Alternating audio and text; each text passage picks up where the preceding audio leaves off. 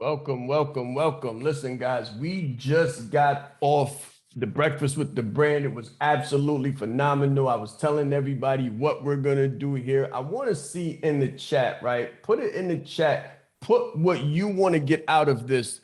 What do you want to get out of this? What do you want this takeaway to be, right? If I'm able to fulfill your wildest imagination and your wildest dreams on this webinar, tell me what you're looking for. Tell me what you're looking for. Put in the chat exactly what you're looking for. I see a hand up. I'm going to take a look at some of the comments. Put in the chat exactly what you're looking for from this event, because I guarantee you that that's exactly what we're going to give to you, right?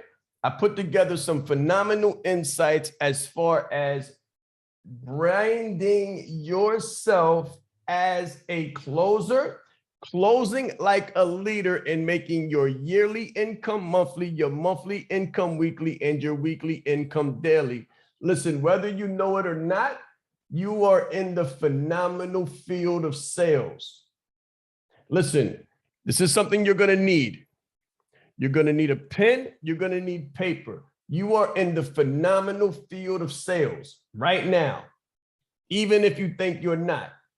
If you have on a shirt, you are in sales. If you're looking at this through Apple, if you have a computer in front of you, if you're looking at this on your phone, you are in the phenomenal field of sales. This is going to absolutely transform the way that you look at sales. And if you do what you're instructed to do during this webinar, I'm going to give you insights, I'm going to give you nuances, and I'm going to give you facts. No theory. I don't do theory, right? I have 2 master's degrees. I'm currently in 2 doctorates, but I don't exist within that curriculum criteria. I don't exist there. I exist elsewhere. And the reason is because I am fast on the application piece. I don't do theory. I can't sit in those schools with those same people talking out of books about what other people did. I have to be a person who's able to do it, and then other people can study what I did, right? So this is the thing. I want you to become a producer as opposed to a consumer. Write that down. You want to become a producer as opposed to a consumer. Look at your bank account for the last 10 days. Just think about it in your mind. You don't have to actually look at it. Just a tally. Do a tally of the last 10 days of everything that you've spent. Every dollar that you spent. What would be the estimate? What would the estimation be? Would the estimation be 5K, 10K, 2K? How many thousands of dollars have you spent in the last 10 days? And then how many thousands of dollars have you brought in that same amount of time, right? How much money have you spent in the last 10 days? How much money have you brought in during the last 10 days? And where did it come from? Where did it come from? Because it's one thing to make money. It's another thing entirely to make money doing what you want to do. Another thing entirely. So I want you to understand this. Oh, wow. Okay. See, I'm looking at it. Spent 1K, brought in 0. That's going to change today. That's going to change today. I'm going to teach you something today so you can bring in 20K, spend 10, and be comfortable. Every 10 days, like clockwork. Every 10 days, like clockwork. If that would feel good, put it in the chat. Yeah, if that would feel good, put it in the chat. Think about it. Think about it. How would it feel to spend 50% of your income, right? What would it look like if you, okay, so I had an interesting thing last year, right? I had a very interesting experience last year. Last year, we paid probably 2 years' salary in taxes. 2 years of salary in taxes. And I want you to understand that I'm not saying that for you to say, wow, Shaan, this is what you're making. Not at all. What I want you to understand is that you can absolutely transform your reality, transform your life in a number of months, and actually in a number of days, and realistically in a number of hours, because all it takes is a thought. All it takes is a thought, a shift in belief, a shift in thinking. You can go from paying for someone else's reality, right, to having other people pay you to change their reality. I gave an analogy on the Breakfast with the Brand just a couple moments ago about an individual coming to a car lot in a Nissan Maxima and upgrading to an S-Class and trading in a $350 a month car payment to a $750 car payment. Who did that individual have to become? Who did that individual have to become? Who did they have to speak to? Right? Who did they have to speak to? It is your job as a services provider. It is your job as a professional to see people as bigger than they are, right? To see people as bigger than they are, and then help them to become that better version of themselves. Let me get into the presentation, because I could give the presentation orally, but I know some people are visual learners. A lot of people actually are visual learners. So I don't want to stifle everybody's growth, and I don't want to only speak to the people who learn through the spoken word, right? There's the oration, and then there's the visualization. So I want to speak to everybody, and I want to give everybody what they're looking for. Okay, so here we go. Closing Like a Leader 2-day sales challenge. I've heard some of the things that you're looking for, and I'm going to meet you halfway with everything that you're looking for. Is that fair? Put it in the chat if that's fair. Is it fair if I just give you everything that you're looking for during this process? Would it be absolutely 100% fair? And would you feel comfortable walking away from here knowing more about luxury high-end sales? First, I want you to get comfortable and familiar with that terminology, with that verbology. Write that down.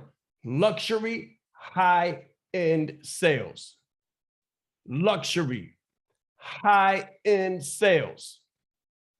That's where we're going to begin. Listen, my name is Shaan Rais. You may not know me. You may know me. Listen, after this day, you will never be able to forget me. If you use what we teach you after this day, you will forever be glad that we met. And this will absolutely transform your life. I chose early on to be a servant leader. I understand that in order to serve, I have to sell. Write down everything that you possibly can. I'm going to be speaking fast, but everything that I say has a point. I understand that in order to serve, I have to sell. The transaction comes before the transformation. How did I learn that lesson? I used to give free all the time. Now, this is free, and the Breakfast with the Brand is free. So I still do give free, but I understand that when you only give free, people do not value what you give them. So if you're going live all the time and you're giving away, if you're the person that everybody calls for information and everybody calls for advice, please understand that you may not really be as valuable as you think you are. I want you to think of a free downloadable course. Many of you came in, you got a free downloadable course. We gave you a course. We gave you a mini Branded Like a Leader course just for rec. We gave it to you 8 weeks of stuff. We wanted to give you a synopsis just to give you something for free, right?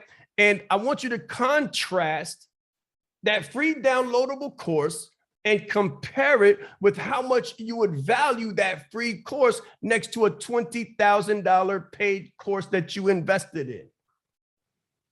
We gave it to you for free, so everybody probably didn't even go through it. I would be willing to bet that only half of you went through it, and maybe even only 20% of you, 25% of you. Statistics are real when it comes to this stuff, right? Because people do not value what you give them for free as much as they value that which they pay their hard-earned money for. So if you were to compare a free downloadable course next to a $20,000 paid course that you invested in, which one would you be more devoted to? That's the question. Which one would you be looking for a higher return of investment on? Just think about that. And think about why it's so important that you stop giving all of your value away for free. I want to ask you this. How many things have you signed up for that you haven't even looked at? Put that in the chat. How many things have you signed up for that you forgot about? If you were to really like go through your emails and find out the things that you've paid little to nothing for that you even forgot about and don't even know exists, then you'll understand the difference and the distance between pain and importance, right? If there's no pain associated with the purchase, then it has minimal importance. It has minimal importance. And that's why you have to lean into the pain point. Everything I say is going to be a key to unlock a sale for you. Everything I say during the next 3 hours is going to be a key to unlock luxury high-end sales for you. So I may not always say, write this down, but just listen to my pronunciation. And when you feel it, make your hands move. Can we agree on that? When you feel it, when you get the idea, when you get the inspiration, when I say something that makes you picture something in your mind, your hand begins to move. Okay. When you lean into the pain, people take it as important. It begins to make a difference. So here's the challenge timeline for day one. The number one rule. This is the number one rule. If you don't learn this, nothing else will help. Why you are here. If you don't know this, nothing else will help. Then there is the must do, part 3. Takeaway number 3. If you don't do this, nothing else will help. Then there's your commitment. If you don't give this, nothing else will help. And then part 5, which is choose you. If you don't decide this, nothing else will help. So we've got number 1, number 2, number 3, number 4, and number 5. This meeting is going to be segmented. This is the timeline for day 1. There's something you have to learn. There's something you have to know. Then there's something you have to do, something you have to give, and something you have to decide. If you don't learn something, nothing else will change. If you don't know something that you absolutely must know, nothing else will change. If you don't do something, right? Action orientation. If you don't do something, nothing is going to change. If you don't give something, you're here. You gave your email, you're giving your time. Hopefully you're giving your focus. Let me say this about focus, guys. If you've got other browsers up, shut them down. Shut them down. Many of us are overworked, over-distracted, and underpaid and undervalued. We undervalue ourselves. And by undervaluing ourselves, we pull up a million different browsers and act like we can fragment ourselves even more. So if you've got other browsers up, shut them down. If you've got your phone next to you, I want you to put it on silent. I want you to put it down, face down on the table next to you. Face down. If you're not watching this on your phone, get it out of your hand. Put it far away from you. Face down. And then part 5, you have to make a decision. You absolutely have to make a decision. If I don't help you do anything else throughout this entire process, but I help you to make one decision, that's all it really takes to change your life. That's all it really takes to change your income. That's all it really takes to change your children's reality. As an adult, we are the creators of our children's conditions. We are the creators of our children's conditions and situations. We are the creators, write this down. We are the creators of their beliefs. We construct our children's belief patterns. Whether those children have limiting beliefs or whether they have unlimited beliefs in their potential and the potential and possibility for abundance, you are the designer. You design your children's reality. This is a time for you to focus, guys. I guarantee you, this is a time for you to focus. I take my time so seriously, and I take my mission just that serious. I want you to get this information so that you can change your conditions and your situations in the face of sales. I believe that we sell our value cheaply. I truly believe that. And I've been in this marketplace long enough to know it. We sell and we give our value away for pennies on a dollar. Pennies on a dollar. And if I have anything to do with it, that buck stops here. That story stops now. This will be the end of that movie. How many of you would like for this to be the end of that movie? Put it in the chat if you would like for this to be the end of that movie, that self-defeating prophecy, that self-limiting story.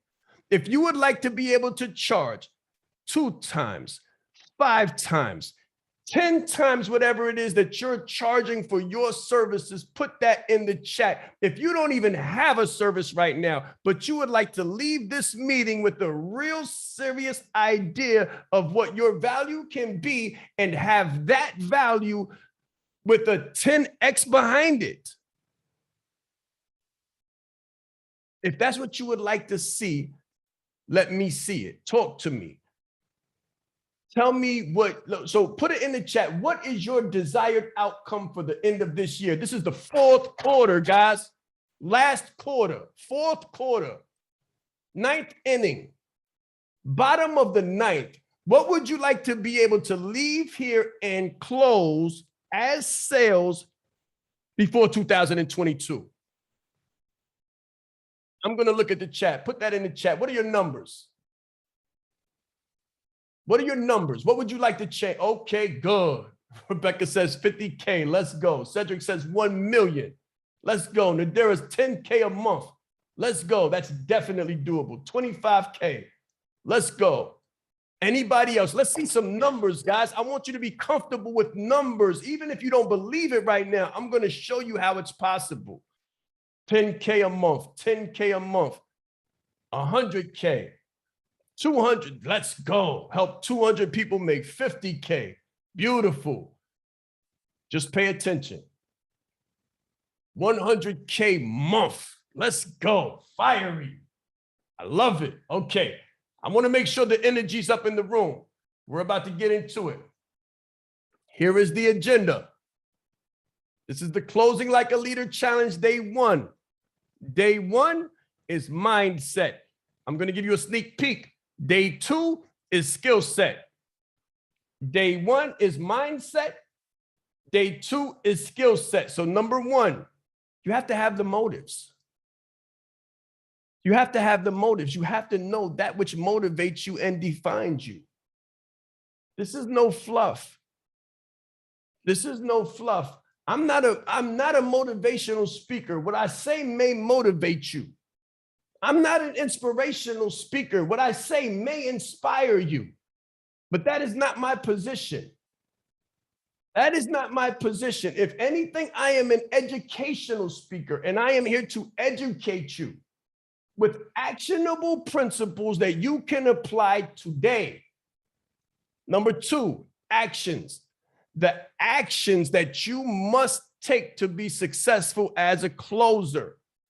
It's not all ideology. It's not all theory. That's what a lot of people think is theory. And if I read enough of this, or if I listen to enough of this good feely stuff, money's just going to come to me. I don't believe that. You have to take action. Number three, decisions. The decisions that you must make. So we've got the actions that you must take and the decisions that you must make in order to get to the other side of closing like a leader. There's a huge difference. There's a huge difference between sales and closing. And there's an even bigger difference and a bigger gap and a wider diaspora between salesmen and closers. I can't wait to get to tomorrow.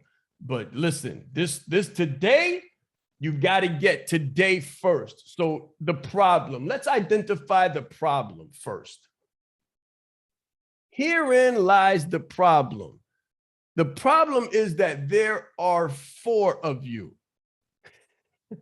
Write that down real quick. There is 4 of me. There are 4 of me. There are 4 of you. Everybody on this call. So if we got 70 people, there's 280 people. There are 4 people for every person in every seat on this call. There's the first you, right? The coach, the speaker, the influencer, like this is you as you are now.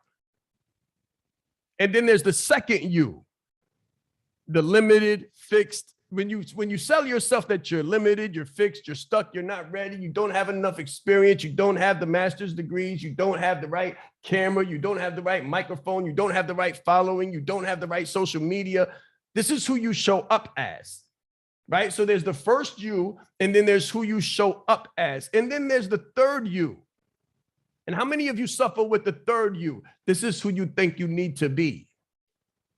Right? This is who you think you need to be. You have to be cool. You have to know it all. You didn't come from money, so you're not rich and you don't know how to get rich. You think you got to be hot stuff. You think you got to be on top of it all. You think you have to have all of the answers. You think you should be so much further than you are now. You're saying to yourself, I'm too old. You might say to yourself, I'm too young. You might say, I've got too many kids. You might say, it's not my time. You might say, I've got young children. I don't have time to do this stuff, Shaan. I don't have the time to learn this stuff. I'm busy. How many people here are busy? Put it in the chat if you're very busy. I get it all the time.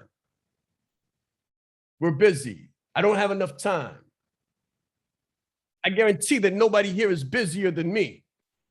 Right? But you're still busy and too busy to do what you need to do in order to change your life. Like there's so many excuses. And then there's the real you. The real you is the relaxed, poised professional. This is who you need to become. You need to become a closer. A closer doesn't show up as they are now. A closer doesn't think they need to show up as anyone different than they are. A closer doesn't think they need to be anyone but a better version of themselves than they were yesterday. So the problem is that there's 4 yous. There's 4 yous, but by the end of this call, if you apply that which you're going to learn today, there will only be 1 of you that shows up tomorrow. Does that sound good? There will only be 1 of you that shows up tomorrow. There won't be 2, there won't be 3, and there won't be 4. There will be 1. It's called clarity. and congruence. This is the truth. This is the truth, and I want you to write this down. You are not a salesman. You are not a salesman or a saleswoman. The closer is a solutions expert. I'm going to give you the secrets. The closer is a solutions expert. You are part detective, part doctor, part consultant, part executive, and leader, right? You are not a salesman or a saleswoman. You are a solutions expert. You are a detective. You assess the problem as an investigator. You diagnose the condition as a doctor. You prescribe the best solution as an expert or a consultant, and then you detach from the outcome as the closer, professional, executive, and leader. So you assess, diagnose, prescribe, and detach. Those are the 4 actions. Those are the 4 actions: assess, diagnose, prescribe, and detach.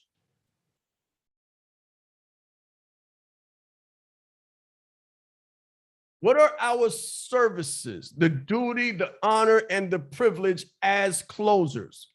These are the services, the duty, the honor, and privilege as closers. This is how we do those 4 things. Service number 1, investigator. We strategically, write this down, we strategically ask open-ended questions to determine the pain, trouble, and the reasons. That's what an investigator does. Think of Sherlock Holmes.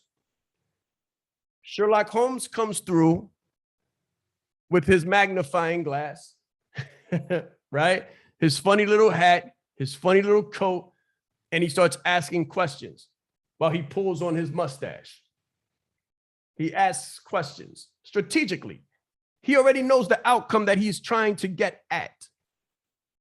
He's asking open-ended questions. Now, why would he ask open-ended questions? He doesn't ask closed-ended questions, which result in a yes or a no. He asks open-ended questions because he wants the prospect, or as you're going to learn, the client, to speak. And then he listens. Write this down. Listening is key to an accurate diagnosis, which is service number 2. As a doctor, as a doctor, we diagnose conditions based on evidence of findings, never conclusions. Underline this: never conclusions, always solutions. When you write this down too, when you conclude, you delude. When you conclude, you delude, and you dilute. You delude yourself into believing you know the client's problem, and you dilute your ability to ever make an accurate prescription. We diagnose through listening, accurate attunement, being tuned in and listening openly. We ask open questions, and then we become open listeners. We don't hear only what we want to hear, but we hear the actual problem. We hear the actual pain. We ask more questions to determine whether we are right or wrong in our evaluation of the words that are being presented. I thought I heard you say, correct me if I'm wrong, but if I'm correct, what I'm hearing you say is, that's called reframing or restating. When you restate, you get further confirmation. Based on the confirmation, you're able to move into service number 3, which is a consultant. As a consultant, we recommend and prescribe resolve.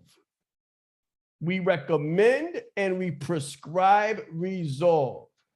We offer evidence-based solutions to pain. There's a story. The book is called Maximum Achievement by Brian Tracy, one of his first books.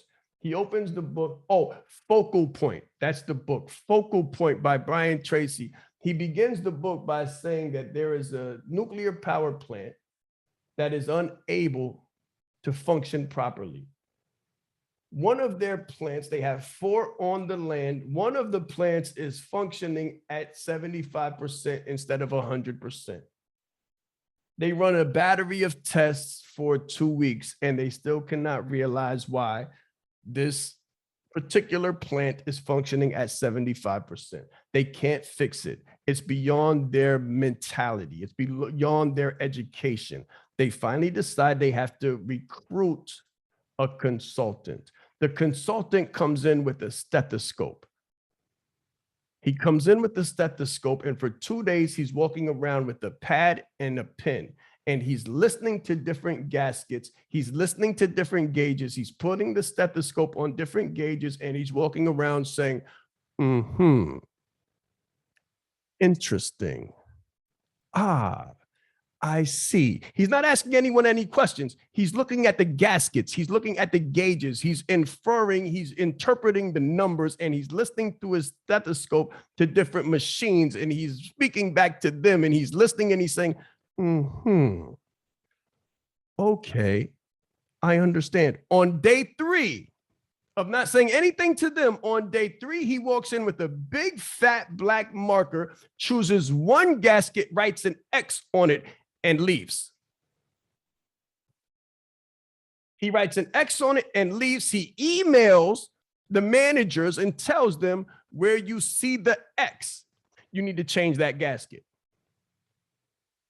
The engineers have studied for 25 years in engineering. They're like, what's going on? Why is there a big X? Okay, this guy got to be crazy. He's got to be kooky, but whatever, change the gasket. They change the gasket. Immediately, 75% becomes 100%. Everything is running fine again. 2 days later, they get the invoice. $100,000. $100,000. The engineers are like, there must be a problem. There must be maybe there's a zero here, an extra zero by mistake. He couldn't possibly mean $100,000. Give him a call. And they get him on the phone and they say, hey, listen, there must be a mistake. I've got an invoice here for $100,000. The consultant says, that is correct. There's no mistake. The engineers are like, but you just walked around for 3 days with a stethoscope. You didn't say a word to anybody. And the 4th day, there was just an X on the wall. He said, listen, I charged you $1 for the X. I only charged you $1 for the X. $99,000, 99 plus $999,000 was for knowing where to put the X. As a consultant, in your 3rd part of your service as a closer, you recommend and you prescribe resolve. You offer evidence-based solutions to pain. You don't offer theory. You don't offer opinion. You don't offer feelings. You don't offer conjecture, and you don't offer long-winded conversation. That's called counseling. That's called counseling. Some people don't need closers.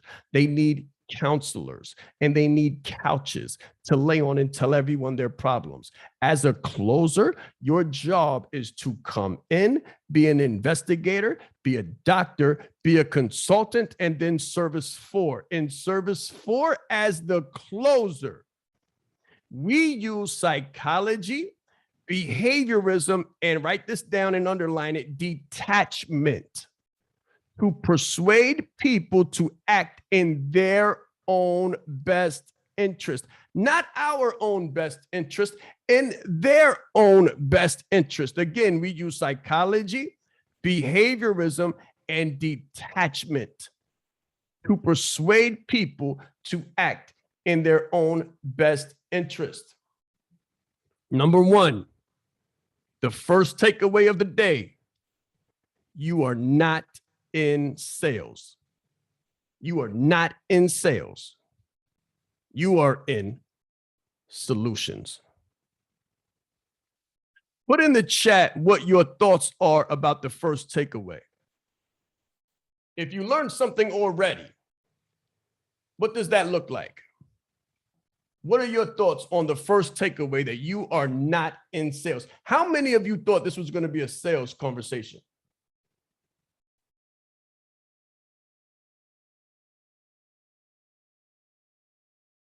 How many of you thought this was going to be a sales conversation where I'm talking about tactics and what do you say?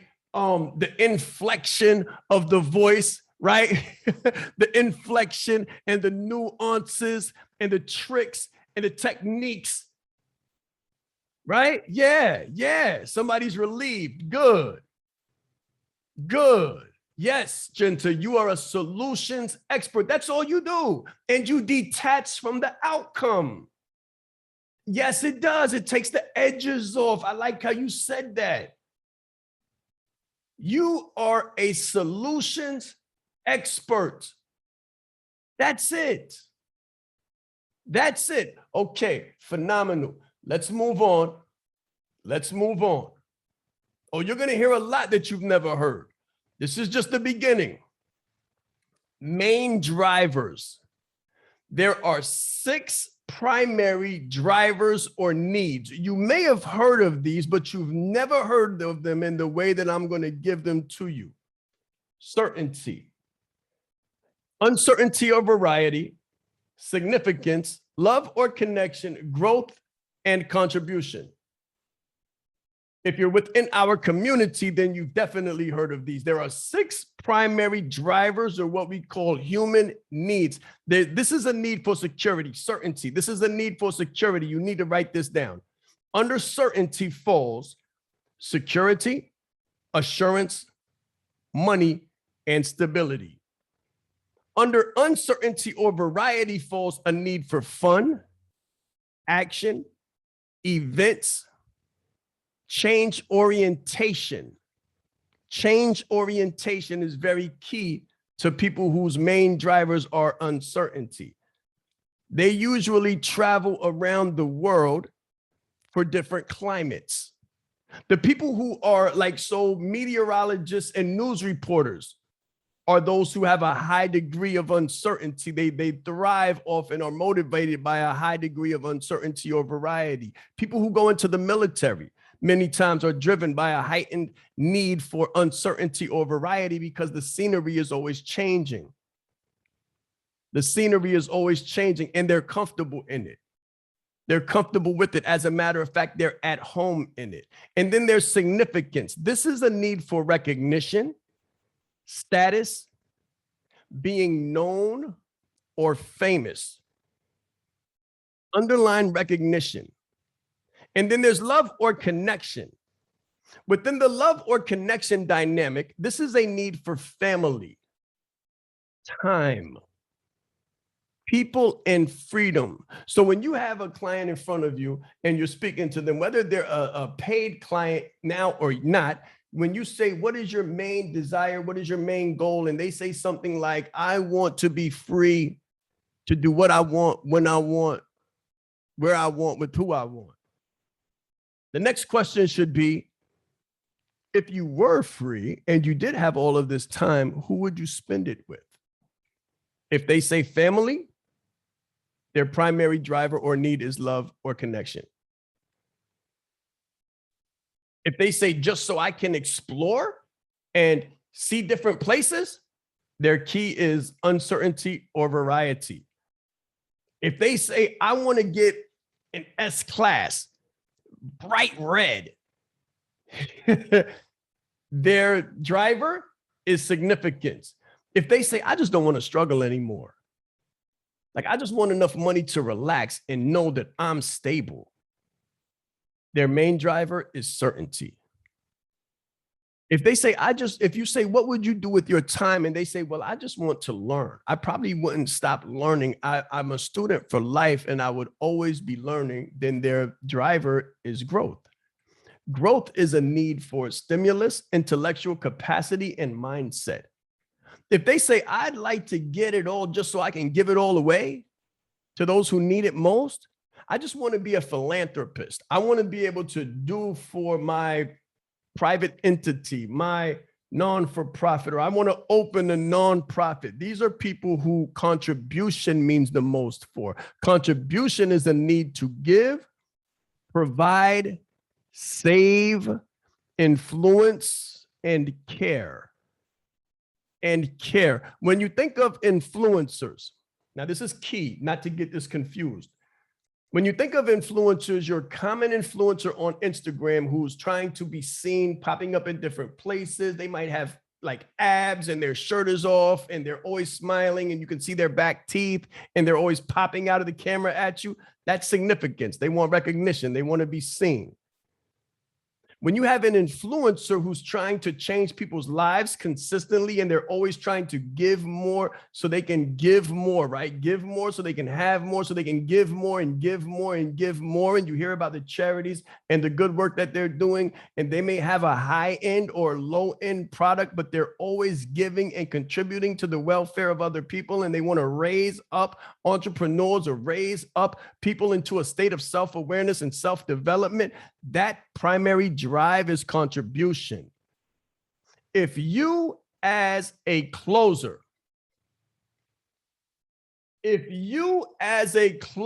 are able to hone in, zero in, and identify the main driver, the primary need of your client for the conversation, your client for the moment, if you're able to locate the pain point, which means their main driver is certainty, but they don't have it.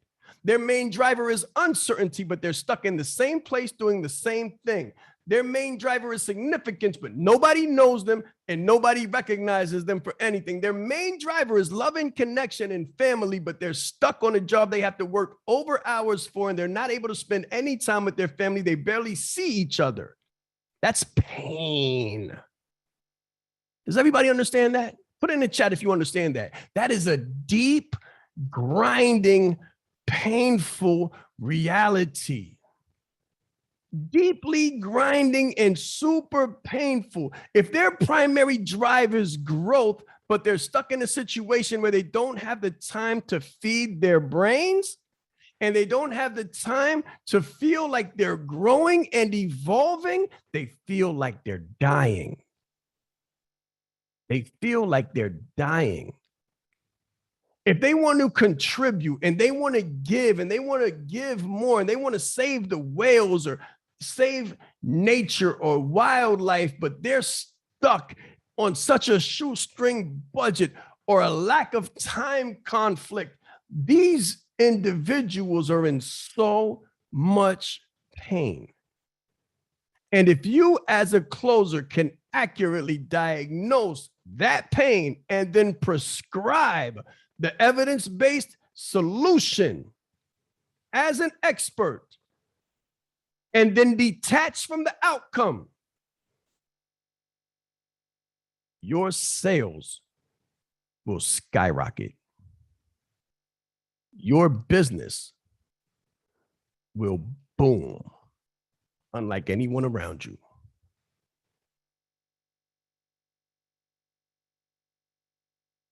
Here are some signs. Here are some signs. I'm going to give you some signs.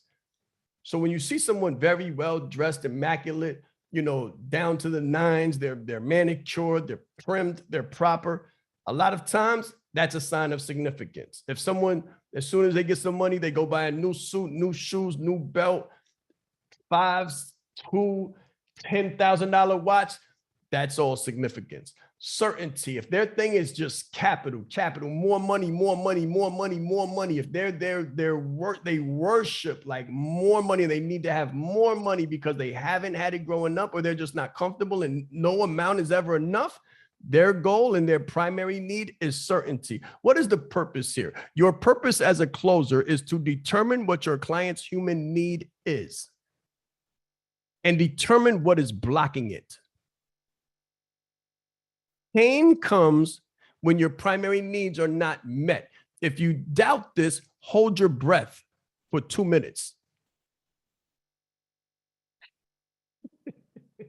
I'm going to say this again. Pain comes when your primary needs are not met. If you doubt this, try to hold your breath for 2 minutes. Exactly. Your purpose as a closer is to determine what your client's human need is and determine what is blocking it and prescribe the solution to the pain. Write this down. Incongruence equals pain. Incongruence equals pain. The inability to be authentic is pain. The person whose main goal is love and connection, but they're unable to spend time with their family and they're only able to provide the monetary needs of the family, has a deep, deep wound, a deep infliction. They want to spend time with children that they barely see. They want to take their spouses on vacations. Sometimes they'll even send their family and their spouses on vacations that they themselves cannot enjoy because they what? What is the excuse? Put it in the chat. What is the excuse? The family goes on vacation. The individual goes where? Where does the individual go? Right? That's right. They go to work. They'll be at work with a sad face, trying to smile because they're trying to connect with anyone they can. And they'll say, "Where's the family?" "Oh, the family's on vacation. I sent them to Florida. I sent them to California." "Well, why are you here?" "I got to work. I got to work. Somebody got to pay for it." Your job as a closer is to facilitate congruence, facilitate truth, facilitate ease, facilitate pleasure, facilitate change, facilitate power, facilitate purpose. That's your purpose as a closer. Whatever that looks like. Whatever that looks like. So a person walking onto a car dealership, if they're walking into a Nissan dealership or a Hyundai dealership, they might just need, the family needs, the certainty to get around. But if they're walking into a Tesla dealership or they're walking into the Jaguar dealership or the Audi dealership, they might be looking for a little bit of that significance piece. Right? If you speak to a client and they just tell you, "I just want to make more money, man. I want to turn, I'm making 10K a month, but it's not enough. It's not enough. I need 50. I want to turn it into 50, turn it into 100." And then when you say, "Well, what would you do with that $50,000 a month if you had it?" And they're like, "I don't really know. I just want it." That certainty. If a person says, "Well, I just want to," the first thing I would do if I got a check for $2 million is I would immediately call my job and tell them, "Thank you for the opportunity." And I would take my family on a 5-week cruise, right? A 5-week cruise. And I just want to spend time with my family. I would spend time traveling the world. How many of you would spend time traveling the world with your family if money wasn't an issue? Put it in the chat. How many of you would just spend time traveling the world with your family if money wasn't an issue? Congratulations. Now you know what your main human driver is. Love and connection. That's why you're here. And we're going to help you get there. This is the truth. Watch this. This is the truth. You will not be able to determine someone else's key human need if you cannot determine your own.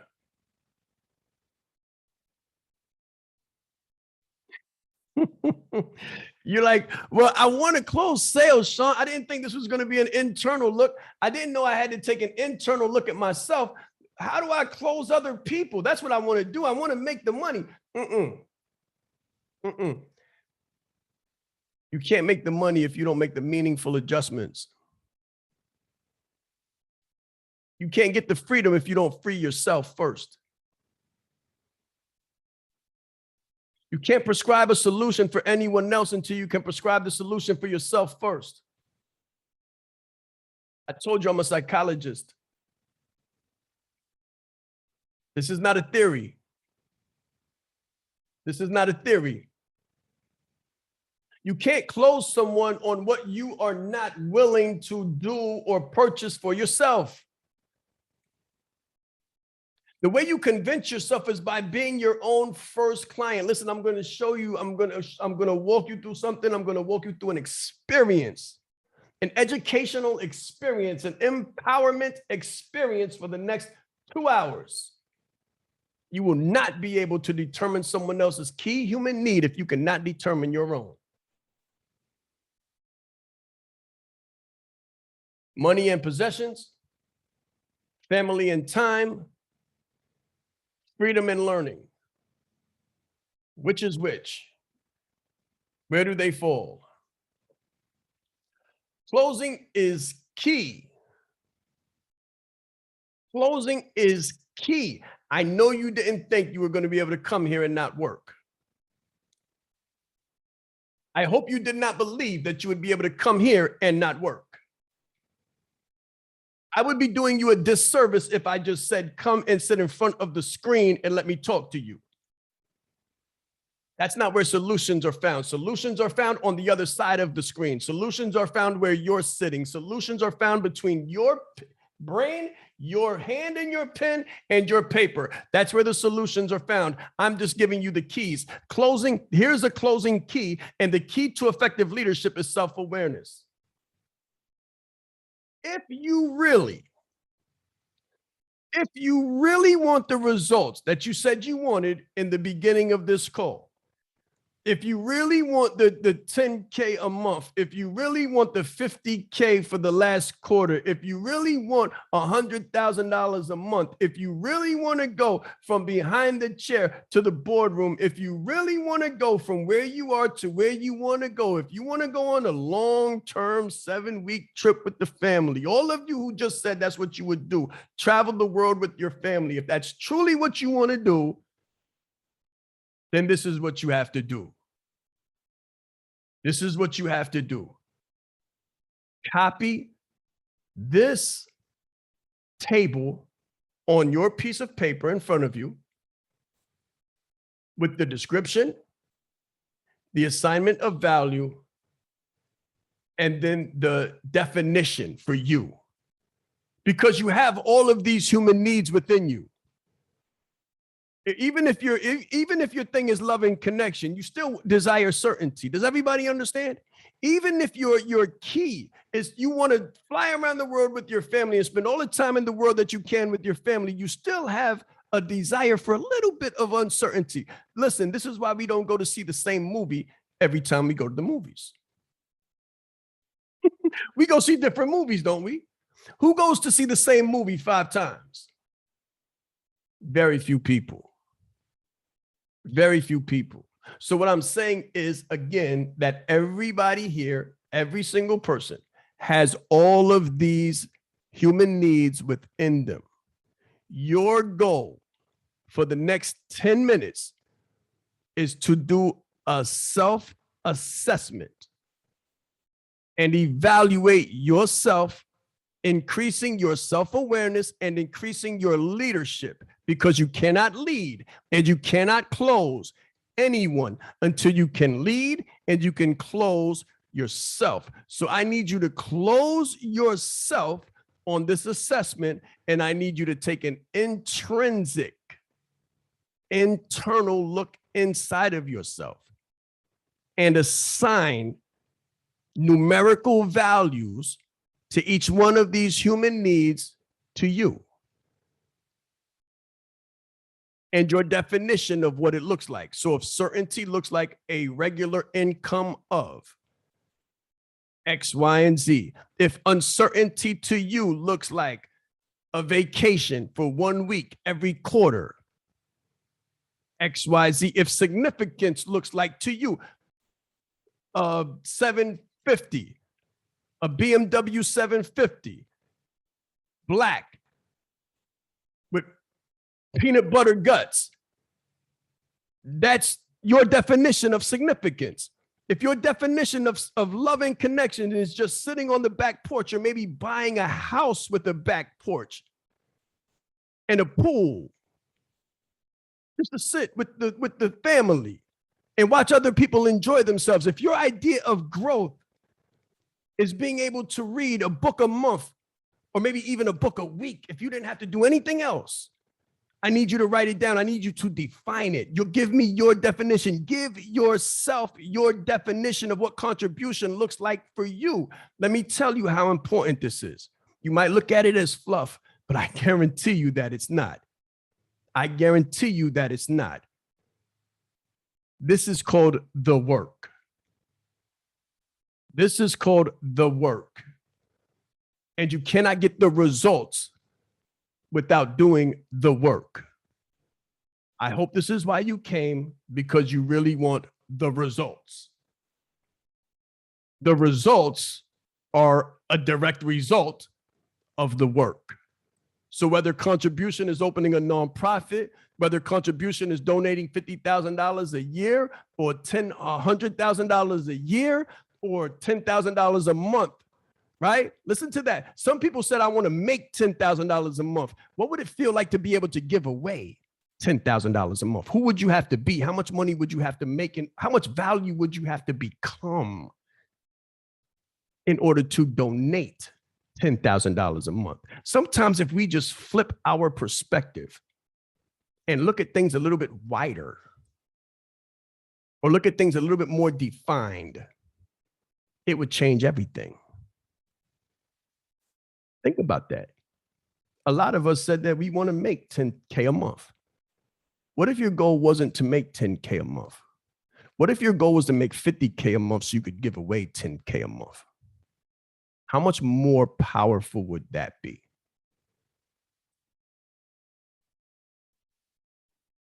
I'm going to give you 15 minutes to do this exercise. 15 minutes. You don't have to have a small box for your definition. Give yourself a nice definition of what each of these mean. And then think about it before you just write down a 2 or a 5 or a 7. Really evaluate what that looks like. You can begin now. I'm going to talk to you lightly, but just think about it. Because you might say, well, I'm not that, flamboyant, Shaan, and I'm not really into the significance piece, right? But would your bank account reflect that? Would your last 10 months of purchases reflect that? Would your recurring withdrawals, would your subscriptions reflect that? People say, well, I'm not really into uncertainty and variety. Do you have Netflix? Because if you have Netflix, you might thrive on something different. Do you eat the same food every night? Or do you eat something different? How different? What kind of music do you listen to? What variations? How many stations play mainly on your radio station? How many books do you read? And about what topics? Are all of your books about business? Are all of your books about value creation? If you could get a car and money wasn't an option, how different would your car be from the one that you drive now? Certainty, stability, a state of knowing, a state of security, safety, uncertainty and variety, maybe a little bit of danger, parasailing, right? Parasailing, helicopters. How many people have jumped out of a how many people have jumped out of a plane before and parachuted? That's about as uncertain as it can get. That's about as uncertain as it can get, right? Significance. How many people love to hear themselves speak?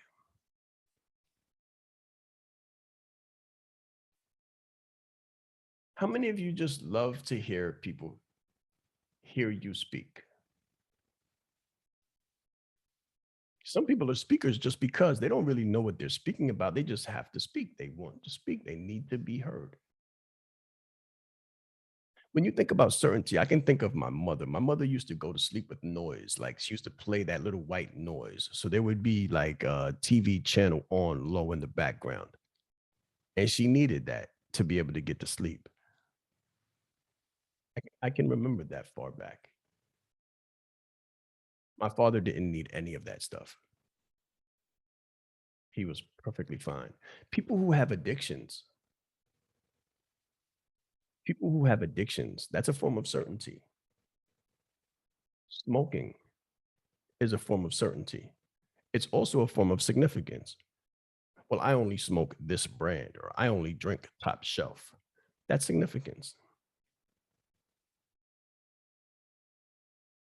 Love and connection. How many people could just like how did you fare during the pandemic? The pandemic hurt people whose high values are love and connection. For other people who live with their families and their children, it really helped them because they were able to connect. How many of you were able to connect through the pandemic with family, where it was kind of like a blessing because you were able to take your foot off of the gas? And how many suffered during the pandemic because they weren't able to put their foot harder down onto the gas? What about growth? What about growth? When you take a course or take a training, do you take it for the sheer growth aspect or do you take it to get a desired result? The reason why I'm having you do this is because I want you, you're going to get comfortable and familiar with these because when you're speaking to your prospect or you're speaking to your client for the moment, you're going to be asking them the same questions. You're going to be asking open end questions to determine what their need is. And then I'm going to show you tomorrow how to evaluate them on a scale of 1 to 10. And then based on where they are in the number system on a scale of 1 to 10, what your next words are going to be. So please don't take this lightly. Please spend a lot of time here and focus heavily. Focus very heavily. Contribution. Do you tithe? Do you tithe? And then how do you tithe? Do you give all that you could? Do you give all that you could? I can remember my aunt. One Christmas, my aunt had been giving to a charity where she had what she called an African daughter. She had a daughter who was African. This was my aunt. She had an African daughter who she had been taking care of and sending money to through one of those charities, March of Dimes, one of those charities where they support the tuition and the growth and development of an African underprivileged child. And she had a daughter. In her mind, she had a daughter, and everybody in the family knew the daughter's name. They had pictures of her throughout the house, and my aunt would send money consistently every year. And every year around when they went, yes, one being not very important, 10 being the main driver. That's the scale. One is being of low value and 10 being the most value, five being moderately. Okay. So my aunt had this daughter that she had been sending money to for more than 5 years, probably 7 years. And there were pictures in the house of her. And one Christmas, they sent my aunt the wrong picture. They sent my aunt a picture of someone who was the wrong child, and it crushed her. I mean, it really, really crushed her. My aunt was crushed because of this. And the family tried to calm her down and say, they probably just made a mistake. They probably just made a mistake. But the impact of the possibility that her contribution was being taken advantage of completely eroded her trust in the system. And it touched her down to her core. I can remember the tears on her face around that time of the year. I'll never forget it. And that's because contribution was her main need. And as long as she was able to do that, she wasn't rich, but she made sure that she was able to give what she could to the church and to this child. And when it came back that her money may have been going somewhere else, it absolutely crushed her. So I want you to really think, what is your main driver? What is your main need? And then your definition. Within your definition, you're going to be able to tell why.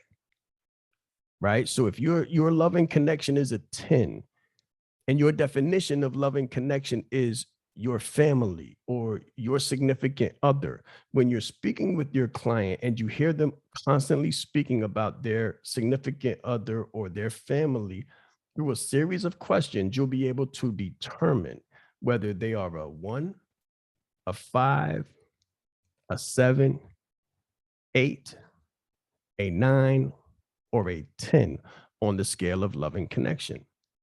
And based on these numbers, you'll be able to indicate the pain. You'll be able to ask questions. Well, if you say that you were going to, if money wasn't an issue and you would travel the world with your family, have you ever been able to travel the world with your family? No. But when was the last time you were able to take a trip with your family? 2 years ago.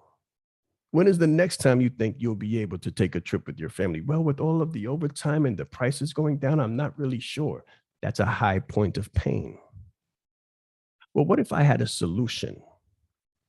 What if I had a solution that might be able to get you out of your job and free up your time so that you were able to take that trip with the family? Would that be of interest? Should I go further? I guarantee that the client will say, yes, please do. And then based on how deep you go into the benefits, right? Depending on how deep you go into the benefits, not the features, not the features, not the processes, but the benefits and the results of whatever it is you're selling, you'll be able to close that client into a better version of themselves. Think of the better car analogy. You help someone get into a better car. When you close them, you should be closing them into a better version of themselves. You should be able to close them into a better version of themselves. So they're walking around thinking that they're a Hyundai. They're walking around thinking that they're a Mitsubishi Galant, when in reality, you see a Mercedes, but they feel like an Altima, right? They feel like an Altima, but you see a Mercedes. It's your duty and obligation to close them into a better version of themselves so that they can experience a better human reality. 3 more minutes on this exercise. Assign a value to each one of these 6 needs so that when we're done, you know exactly what your motivations are. When you know what your motivations are, it's easy for you to find the motivations of others. When you know the motivations that drive you, it's easy for you to create the conditions through self-talk to go harder, go higher, go stronger, go further, go faster, go harder than you would before you identified this motivator. Does everybody understand what I'm saying? When you've identified your gas pedal, you're able to lean into it. You're able to leverage it. You're able to press into it so you can get outside of yourself the performance that will help you to realize that reality. That's the goal. That's why. And the same thing goes for our clients. When we're speaking with them, if we're able to identify the motivator, we can lean into the motivator in order to help them to make a better decision, take action on a better suggestion, and ultimately transform into and become a better version of themselves. Does anybody need more time with this? Put it in the chat if you need more time on this. If everybody's finished, okay, Rebecca, no problem. Listen, this is not an easy evaluation. Imani says, yes, please, no problem. No problem, take your time. This is one of the main keys. And if you're done, just look over it and make sure you haven't made any mistakes. Make sure you haven't given any missed thoughts, because sometimes our values or our human needs can change because of the very moment that we're in and the feeling that we're experiencing right now. Think about that. Think about that. Is it because of the season? No problem, Harriet. I understand. Yes, ma'am. You have to think about it more. It's not does everybody understand the depth of this? I think everybody really kind of gets the depth of this and comes to grips with the grasp and the reach. This is internal.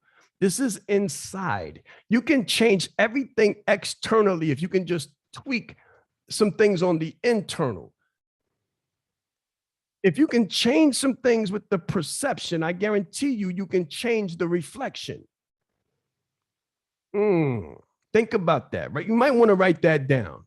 If I was you, I would write that down. If you can change the perception, you can change the reflection, because when you percept, to perceive means to see what you see. But I guarantee you that when you see and I see the same thing, we see different things.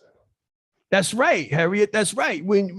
As you evolve, as you grow, as you evolve, as you mature, you will not have the same needs. If we were to turn the scale upside down, it would be like Maslow's hierarchy of needs, where in the beginning, you're just looking for food, clothing, and shelter. And at the very end, you're looking for self-ascendancy and self-actualization. Does everybody understand that? You begin with the base needs. Like I said, when I said to hold your breath, hold your breath for 2 minutes and see how that feels. The only thing that you're going to want is oxygen. The only thing you're going to want is to breathe. Think about that. Think about when a person gets food, clothing, and shelter. Think of growing up poor. Think of an orphan that doesn't have food, clothing, and shelter, and parents. That's what they're trying to get. They may steal for food, clothing, and shelter. They may do some things that are against their internal nature for food, clothing, and shelter because they're hungry. But once they get these things, once you provide an individual with these things, the less material, that's right. That's right. That's right. The less material it becomes, and the more inclined the things of a higher nature become more important. That's right. The financial future and the financial freedom to assist the children, or assist the children with their children. If you change the perception, you can change the reflection. If you change the perception, you can change the reflection, because one person can look at $100,000 as a whole lot of money. a whole lot of money, but another person may perceive the reflection, looking at them through their irises. When they look at the bank account and it says $100,000, they may perceive lack. They may perceive suffering. They may perceive danger. So if you change the perception, you can change the reflection. All right. One more minute. One more minute. Give it a number. If you're not done yet, come back to it. And even if you are done, I implore you, come back to this process. This is a refinement process. And if you find that your drives, I would like for you to really go deep on this and look at your bank account and see if what you're saying to yourself is true, because your spending habits will reflect your human needs. Write that down. Your spending habits will reflect your human needs. You may say contribution, but your spending habits may reflect significance.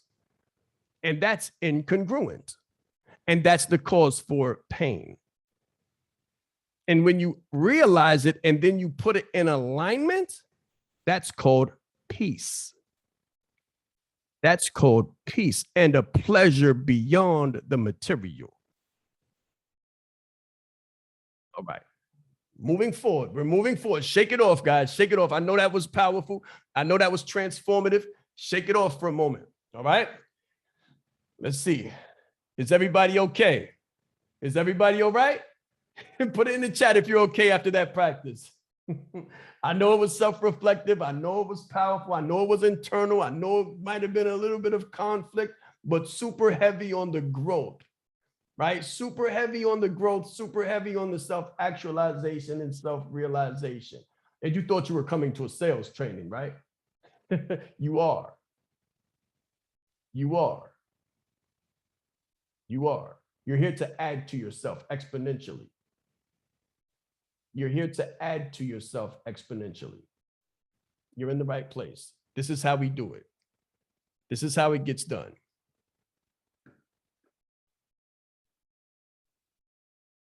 Moment of clarity.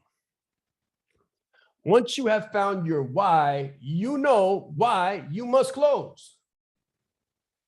Once you found your why, listen, when you say my family is my driving need, now you know that you can't stop. Does everybody understand that you can't stop? When you find out what your core driver is, you have an obligation now. Now you have an obligation. You can't get tired. You can't just say, oh, I don't feel like it. Somebody said no to me. When you lean into that driving need of family and flights and taking trips for months at a time and being able to do these things and facilitate this kind of pleasure and dream life, it doesn't make a difference how many people say no to you. It doesn't make a difference. So the first phase is to open the door. The first phase is an open door. Once you find the human need in you, you can find the human need in others. If not, we have an instrument that you can leverage. We call it the leadership chess test. And you can actually use that in order to find the human need, as well as a lot more. But that's another training. So first phase is the open door. Second phase is closed door. So you open the door by opening the key to yourself, seeing what is your human need and seeing the human needs of others. And then you close the door. Once you can find the why and you have the motive for both you and for others, the only question is, how committed are you? How committed are you? So do me a favor, put it in the chat if your highest driver, your human need is family and connection, love and connection. If that's your main driver, put it in the chat. Love and connection, your family. We've got 2. How many more? Love and connection, your family. Okay, that's about 11. Anyone else? Very good, very good. Listen, if your family is your highest driver, primary motive, how, on a scale of 1 to 10, how committed are you to getting the results that you need? Cedric put it in there quick, 10. Harriet says she burned the ships. I got something coming for that. Tracy, 8. Devin, 8. 10, 10, 10. Devin, 10. Okay, good, good. Anna, 10. Phenomenal. Yul says 100. Let's go. Okay, Jackie, 10. Once you find the why, you have the motive both for you and others. The question is, how committed are you? That's the only question. That's the only question. What is your why? And let me tell you this, the reason why this segment resonates with you is the same reason that your ideal client will be in resonance with your open-ended questions and your probing. Please understand that. The same reason why this resonates with you is the same reason that your client will be in resonance with your open-ended questions and your probing. The same emotion that you are feeling right now. You know, that warm feeling in your gut. Some people may have cried, a little bit of heat on your back, right? The same emotion that you're feeling right now will be the same emotion that your client will feel. I have had multiple clients shed tears at the point of entry when they finally got past the decision. They cried and they thanked me for helping them to make a decision. Your clients will cry and they will thank you for helping them to make a decision. A lot of you feel like the client won't like you if you help them to make a decision. They will appreciate you and they will thank you. They will cry tears of joy, thanking you for helping them to make a decision. When you are on the phone or a Zoom meeting with your prospect, let me break this down because I've been saying clients and you're like, well, how are they a client if they haven't paid me yet? When you are on the phone or a Zoom meeting with your prospect, they are your client for the event. Whether you are selling services or products for yourself or for someone else, it is your duty to find them the best possible solution to their point of pain. They are your client for the moment. I can remember when I first started learning therapeutic coaching and counseling and consulting, and my family would say, don't diagnose me, stop evaluating me, stop assessing me. You can't help it because everyone that you speak to, if you truly care, then you do assess and you do diagnose and you do prescribe. Does everybody understand that? It becomes a way of life. Bettering people's lives becomes a way of life, and you can't not do it. How do you turn off love? How do you turn off caring? How do you turn off consideration? How do you turn off humanity? How do you turn off a gift?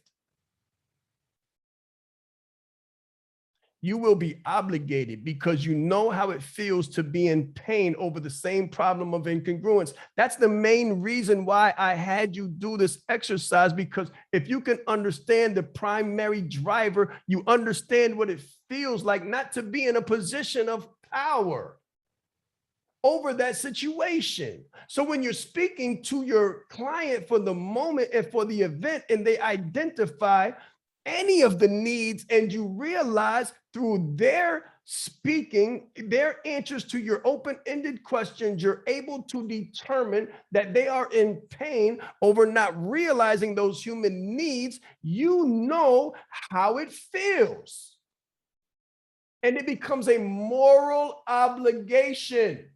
Write this down. It becomes a moral obligation for you to go to work, to find the words, find the strategy, find the benefit that's going to help them to make the decision so they can cross the bridge. You know what it feels like to be incongruent. You know what it feels like to barely see your children. You know what it feels like to drive something you'd rather drive to the dealer and give back. You know what it feels like to go to a job and wish that today was the last day you ever had to clock in. You know what it feels like to want to fly. You know what it feels like to take a staycation and not be able to enjoy it with the people that you love, not having the solution to your need. Listen, it is our duty, obligation, honor, and privilege to serve. Takeaway number two. Takeaway number two. Everyone has a why. Everyone has a why. Find yours and you find the key to closing. Write this down. The key to closing is leverage. The key to closing is leverage over yourself and others. If you can't close yourself to get up early in the morning, you'll be very hard pressed to convince someone else to do the same. How good was this segment on a scale of 1 to 10? How good was this segment of this training? Put it in the chat. Just this segment.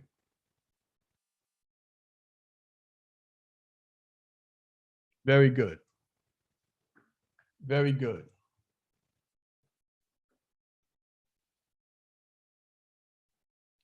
Number 3, we're going into the third segment. Commit to action. Commit to action. This is the part that you must do. You must commit to action. Luxury sales, high-end closing is a process. It is not a product. It is a process that you must learn. It is much like coaching. Through the closing process, you coach. Through the coaching process, you close. They are very synonymous and very closely related, very correlational. Many people say, I'm going to buy coaching. I'm going to invest in coaching, and they think that they're going to be successful just because they bought coaching. It's not a product. Coaching is a process, a future-focused, goal and action-oriented process. Learning luxury sales is not a product. It's not a product. Luxury sales and the training that goes along with it is not a product. It is a process. These are the multiple different gives. So what is your give? What must you do? Time commitment. Time commitment. Know that this is not going to be a one and done. Luxury sales is a way of life. Luxury sales is a way of life. It is a culture. It is a culture. Write this down. Freedom equals freedom. All of my leaders know this very well. Sean Thomas, all of the people here, if you're a student of leadership, if you know anything about leadership, if you've been in the military, if you've been in a high performance agency, high performance educational model, anything high performance, you know that freedom equals freedom. There are sacrifices that you are going to have to make to be able to free. Now, what do I mean by being able to free? Freedom from distractions provides the freedom to concentrate. Write that down. Freedom from distractions provides the freedom to concentrate and the freedom to really learn and earn that coveted freedom. Many of you wrote down that you want a certain amount of money every month, which is phenomenal. You want a certain amount of money so that you can spend a certain amount of time, which is phenomenal.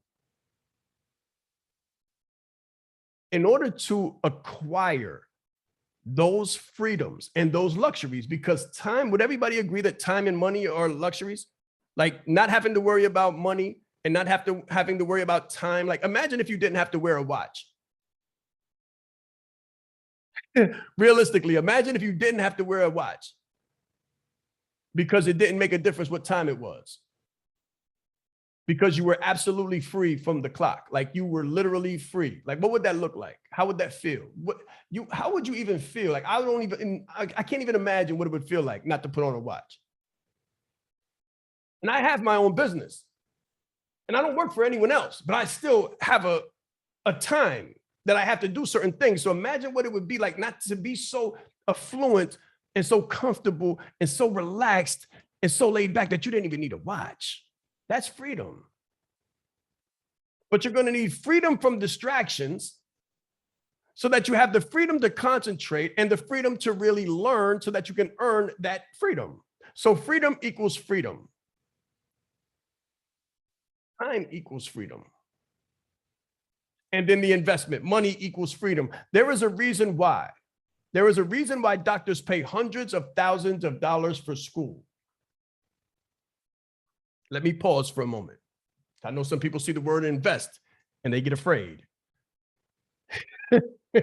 They get scared. They feel uncomfortable when they see the word invest. Uh-oh, now they're trying to sell me something. Listen, time, freedom, and investment. Time, freedom, and investment. There is a reason why doctors pay hundreds of thousands of dollars for school. And it is so that they can earn multiple millions in their lifetime. We should be no different. We should be no different. Love on yourself with the gift of high earning skills and capacity building. It's really simple. If you want a beautiful luxury home, it is going to take a luxury investment. It's going to spend a nice amount of time to build that luxury home, and you're going to have to be free from distractions in order to put in the labor to build that luxury home. And then you're going to have to go somewhere far. You can't go to Home Depot and you can't go to Lowe's. You're going to have to go somewhere far to get those luxury appliances and the luxury material. And that investment is going to be hundreds of thousands of dollars in order to build $1 million home. There's no way around that. There's no way around it. No way around it at all. Here are the 4 dimensions of luxury sales. I'm going to give you 4 dimensions of luxury sales. Number 1, luxury lifestyle. Luxury lifestyle. Now, this is where the part where you get to enjoy yourself. And this is what I charge you with the responsibility to do. If you want the results, if you want the sales, then I want you to be able to sell yourself first. So close yourself first. This is going to be so fun. You need to have a luxury lifestyle. So you need to begin to make luxury purchases so that you can embody what you live. You can't close luxury while in abject poverty. Teach others how to treat you by treating yourself. Teach others how to treat you by treating yourself. I can remember when I met my wife, I already knew that I was going to have to be a different person. I knew it immediately. She didn't come from the same area. She didn't suffer from the same limiting beliefs. She was driving already. She had her own job. She had her own money. She had her own home. I was going to have to step my game up. I was going to have to become a better person in order to be in better quality environments. So if you don't have a suit, treat yourself to one. And within your parameters, listen, this is within your parameters. I'm not saying to break the bank. That's not what I'm saying.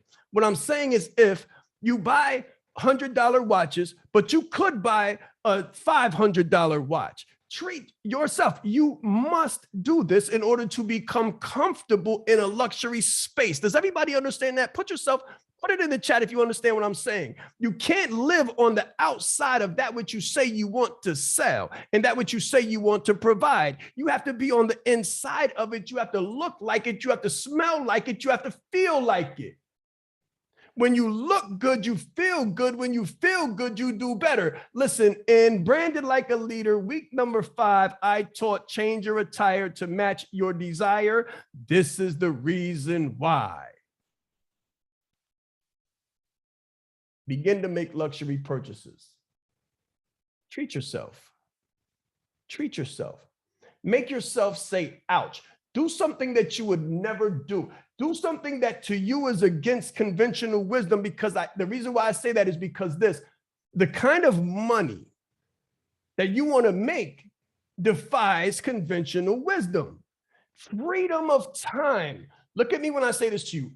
Freedom of time. Being able to take the trips with your family for 8 weeks, 2 months, and not worry about your job somewhere, that's unconventional. Normal people don't think that way. So you have to immediately define yourself as unnormal by making some excessive or purchases that fly in the face of convention.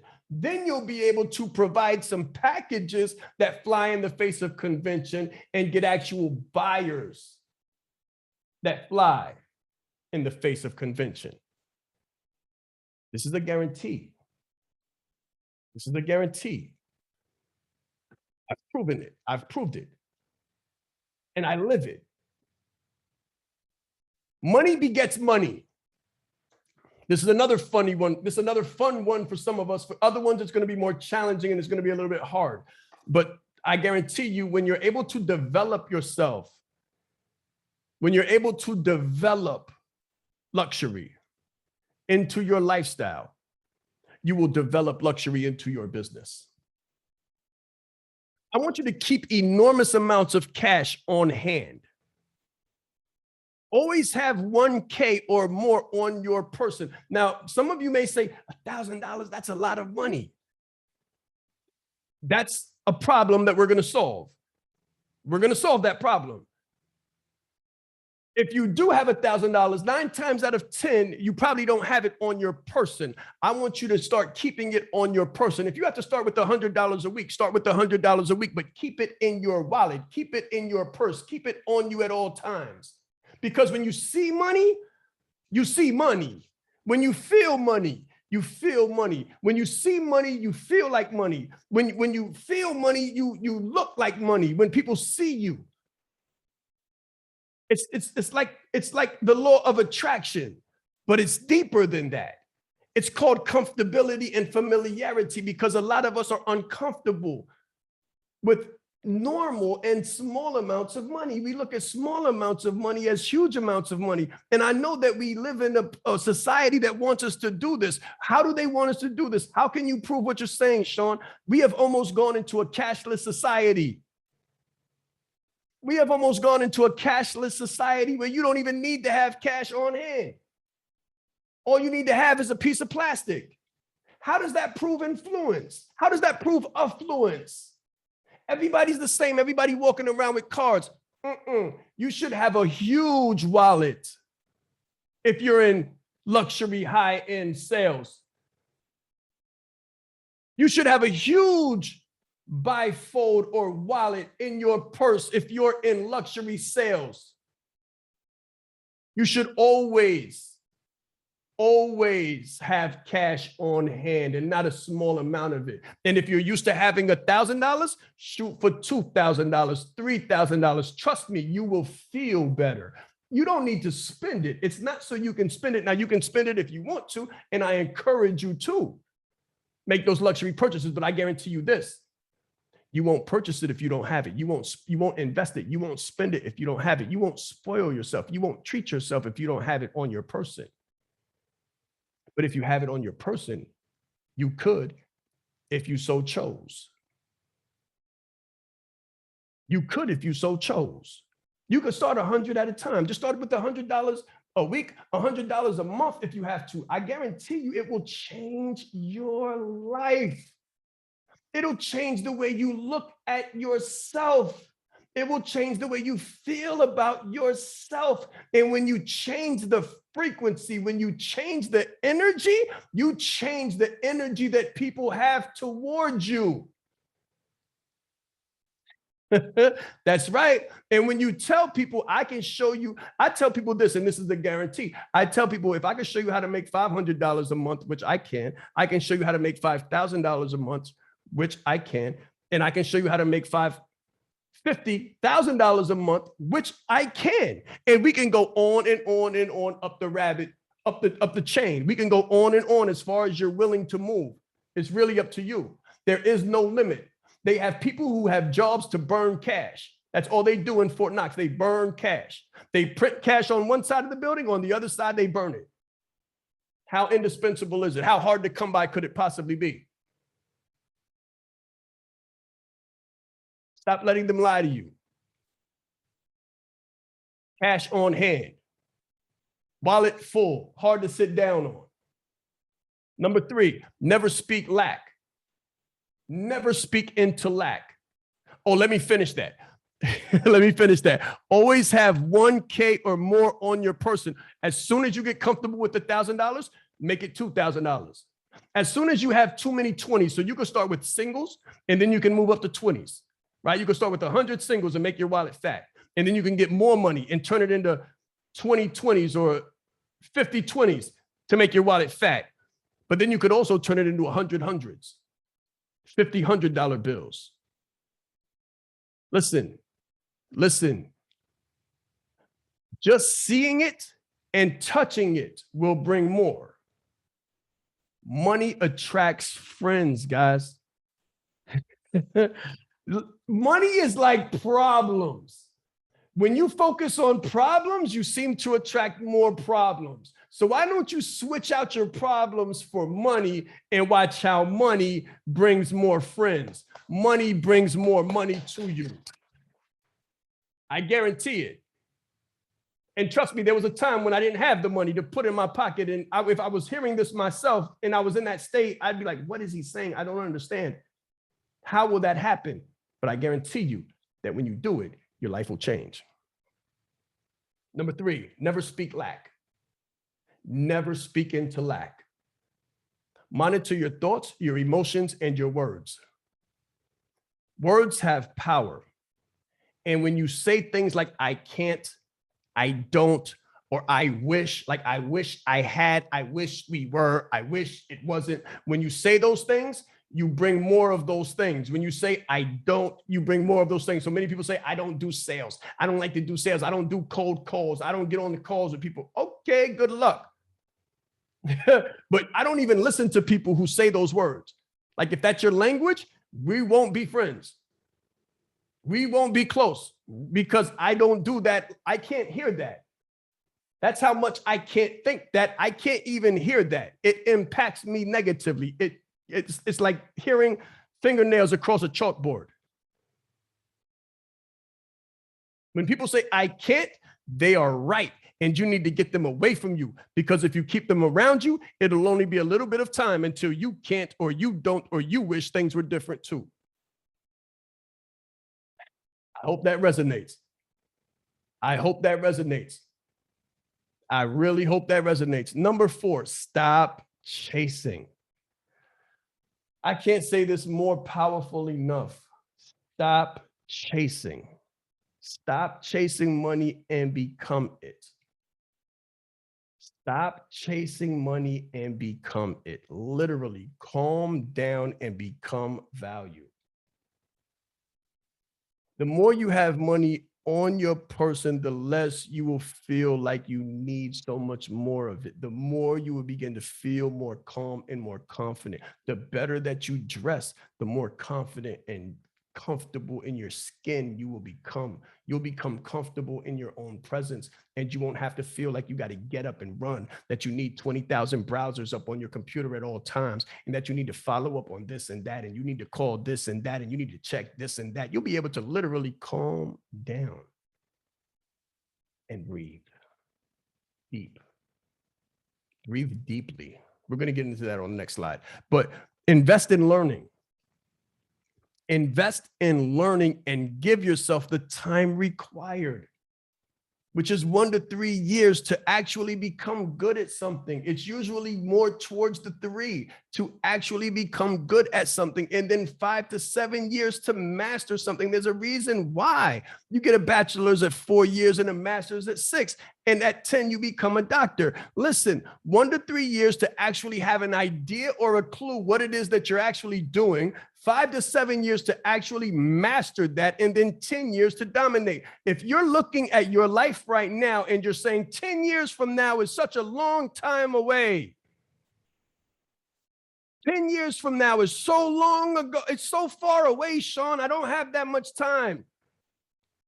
I want you to think about 5 years ago, 10 years ago, and how far away that was. If you really think about it, the past 10 years went by like a snap of your fingers. And no matter what you do, the next 10 years will too. So you might as well spend it, invest it in something that's going to help you to get that human need, to get that freedom, to draw that family close, and to realize that pleasure instead of pain. Very important that you understand what I'm saying to you, because many times we overestimate what we can do in a year and we underestimate what we can do in 10. And because we overestimate what we can do in a year, we try something for a year and we get discouraged because you didn't become a millionaire, and then you quit, and then you start something else, and you don't become a millionaire in a year, and then you quit and you start something else, and you don't become a millionaire in a year and you quit, and you got a whole bunch of what we call fits and starts, and you never really finish anything. And the way you do anything is the way you do everything. So quitting becomes a habit. It becomes a culture for you. So instead of high-end luxury lifestyle being a culture, quitting, giving up, and making excuses becomes your culture. Calm down and become value. Invest in learning and give yourself the time required, 1 to 3 years to actually become good at something, and 5 to 7 years to master something, and 10 to dominate. Listen, if you do this, you'll be studying for 5, 6 years, and then on the 7th year, you'll become a millionaire many times over. It might be 3.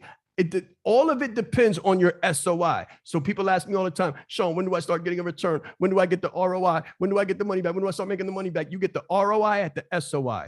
You get the return on investment at the speed of implementation, not a day before, not a day later.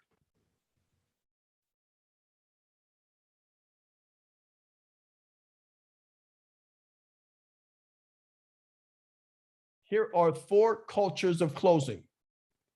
4 cultures of closing. Number 1, practice detachment. What do you mean? Practice detachment. Say the number and go to sleep. Say the number and zone out. Say the number and zone out. Say the number and leave your body. Literally, say the number and like give yourself an exit. Go above yourself and look down on top of your head while you're watching the screen and you're just kind of zoned out. Like say the number, $50,000. Listen, guys, I guarantee you. Say the number. Say the number. So a person says, well, how much is that? Well, we work together generally for 18 months. And what I'll do in those 18 months is I'll show you how to put together your course, show you how to put together your funnel, show you how to put your Facebook ads together so that you can attract the ideal clients. And the number for that is $125,000.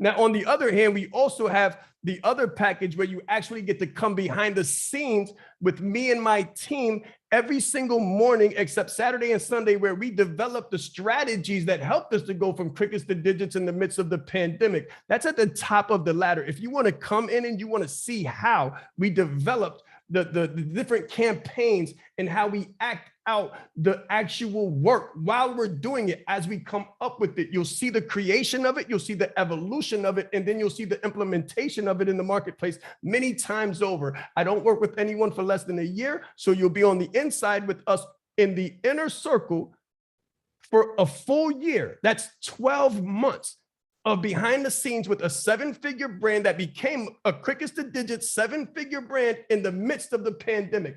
Never been seen before. The investment for that is $250,000, $250,000.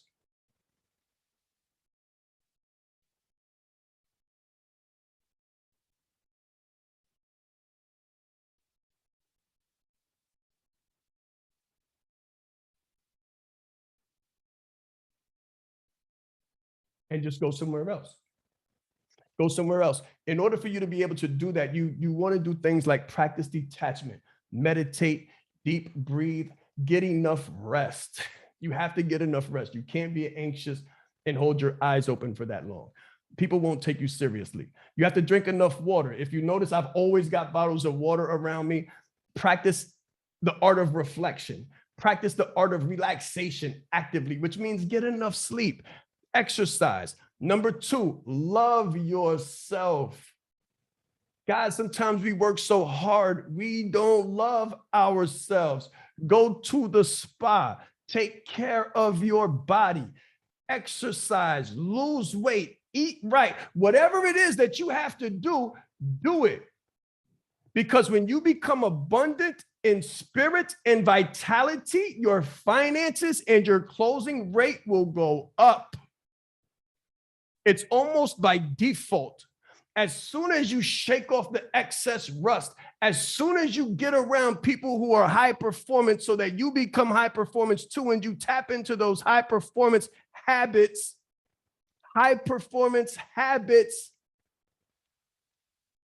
your bank account begins to perform some high performance habits of its own.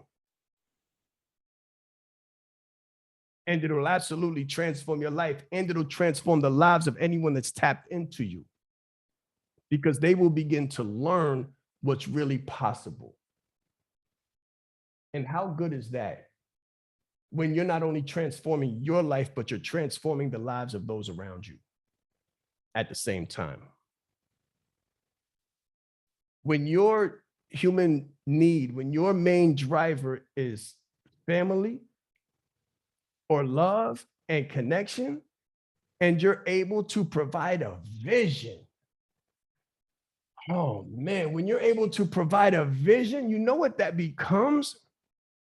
It becomes more than lifestyle. It becomes more than leadership. It becomes more than luxury. I want you to write this word down. 6-letter word. It becomes legacy. It becomes legacy. Number 3, selfless service. Do not connect every effort to an expense. Do not connect every effort to an expense. How much are you enjoying this? Put it in a chat. Are you enjoying this? Do you see the power in this? I'm just asking a question. Do you really see the power in this?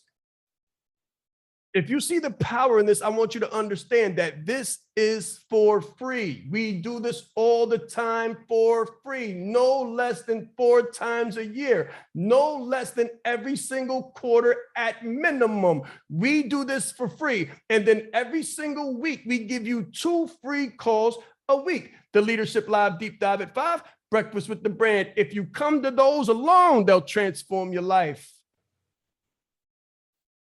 So people say, Shaan, well, how do I don't want to give too much. You can't possibly give too much unless you stop learning.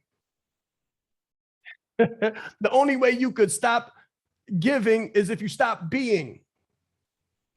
Well, I don't want to give them everything. Well, don't give them nothing. Just go get a job and get out of here, because this is a place where you give it away. This is a job. This is a place where you give it away freely. Thank you very much. I greatly appreciate that. Listen, do not connect every effort to an expense. Don't charge for every lesson.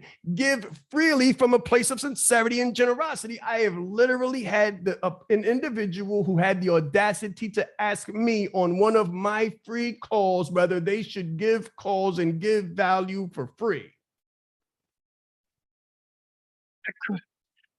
Couldn't even look at them like they were serious. You're on a free call of mine, and you're asking me, should you give free? I asked the individual, how much did you pay to get in? And the guy said, what? I said, how much did you pay to get in here? He said, oh, this was free. I got to pay for this? I said, no, it's free. You just said it. It's free. So how much do you think you should give? What do you think? If you put a number on what I just gave you, 1 to 10, what would you give it? He said a 10, definitely. I said, so why would you give people an 8 and expect to get 10 results? How could you give people 30% and expect 100% out of them? Listen very clearly. You attract who you are. You attract what you are.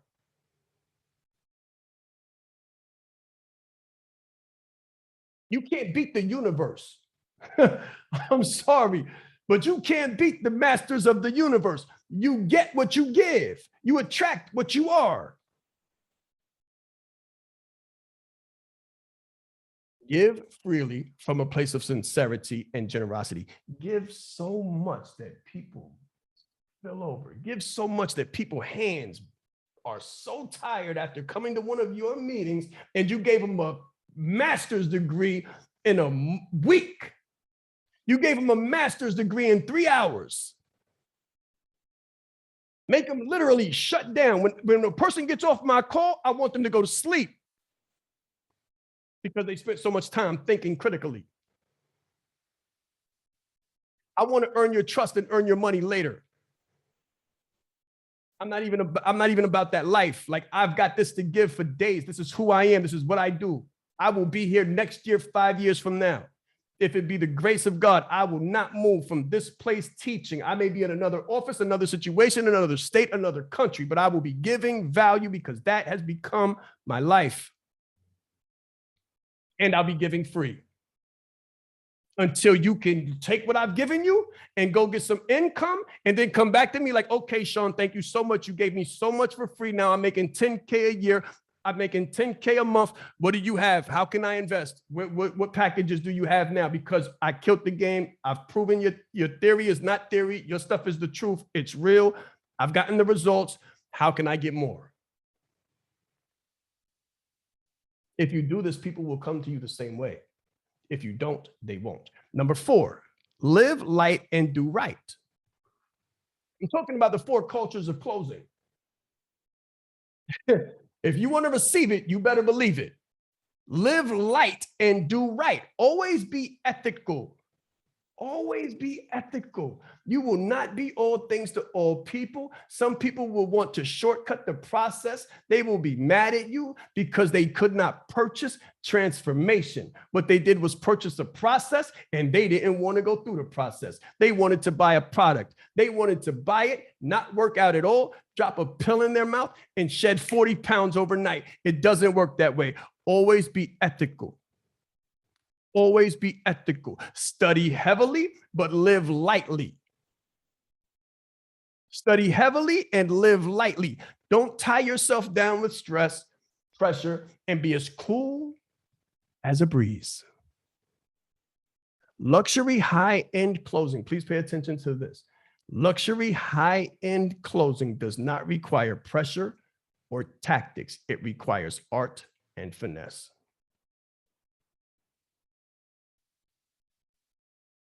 It does not require pressure or tactics. It requires art and finesse. Resolve. Resolve, resolve, resolve. Listen, no matter what,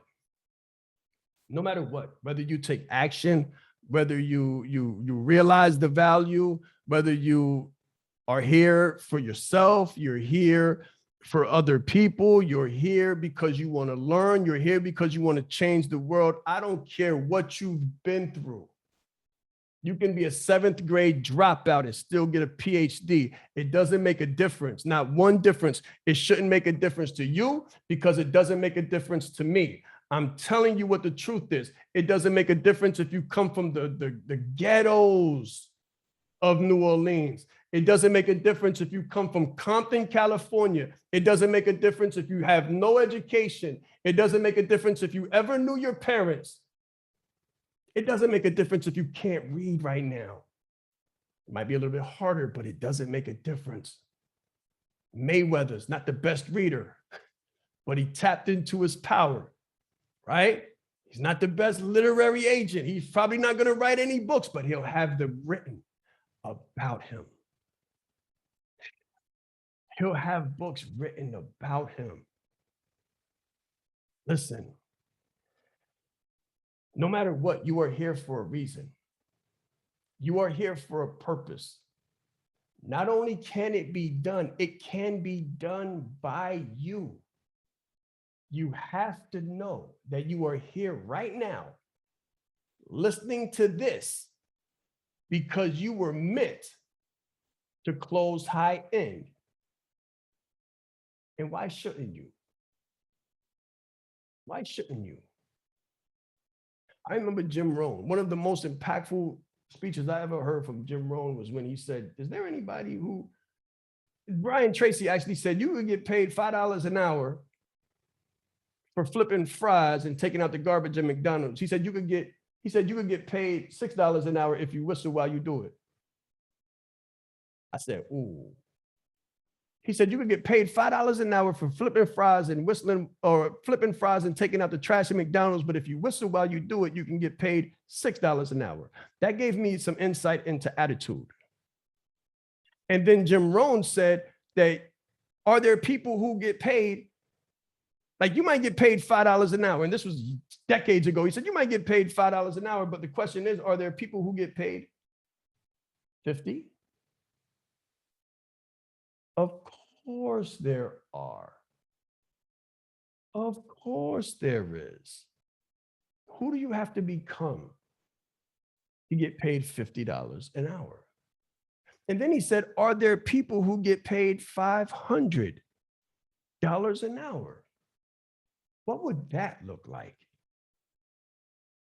Are there people who can get paid $500 an hour? He said, of course there is.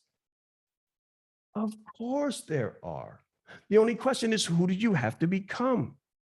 Are there people who get paid $5,000 an hour? $5,000 an hour. What would that look like? Who would you have to become? He said, of course there are people who get paid $5,000 an hour. Then he went above it and he said 50. Are there people who get paid $50,000 an hour? And he said, of course there are. And he gave a story of when he was speaking with Colin Powell, who was the Secretary of Defense. Colin Powell, he said he was doing a speaking event with Colin Powell, and Colin Powell, for the 15 to 20 minutes that he spoke, he was paid $64,000 for 20 minutes. He said, I spoke for an hour and I wasn't paid a fraction of that.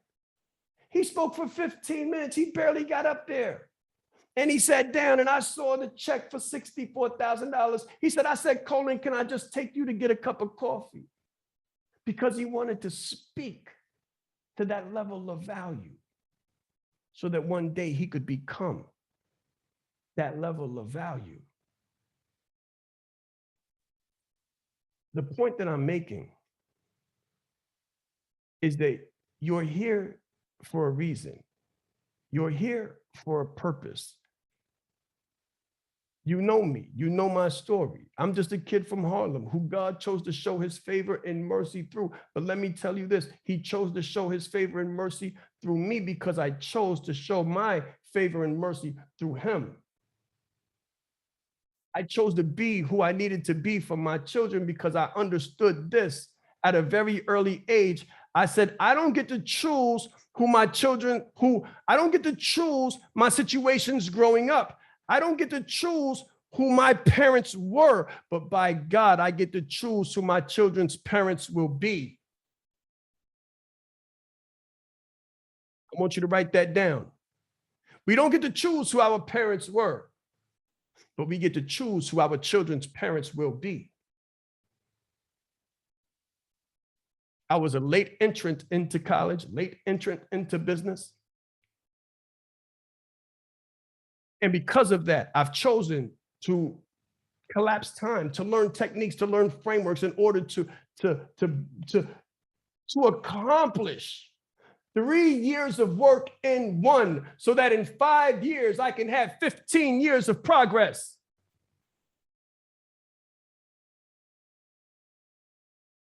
Remember when I said 1 to 3 years, 5 to 7 years, 10 years, with the right technique, with the right culture that I've done, not only do I know, but I've done, I can help you collapse that 10 into 4. I can help you collapse that 7 into 3. I can help you collapse that 3 into 1. And then you can multiply that and get 15 years of progress in 5 years of work, 15 years of progress. Imagine what that would look like. You have to know that you're here right now listening to this because you were meant to close luxury high end. Takeaway number 3, massive, massive action. Let me say it again. Massive, massive action. Who needs a break?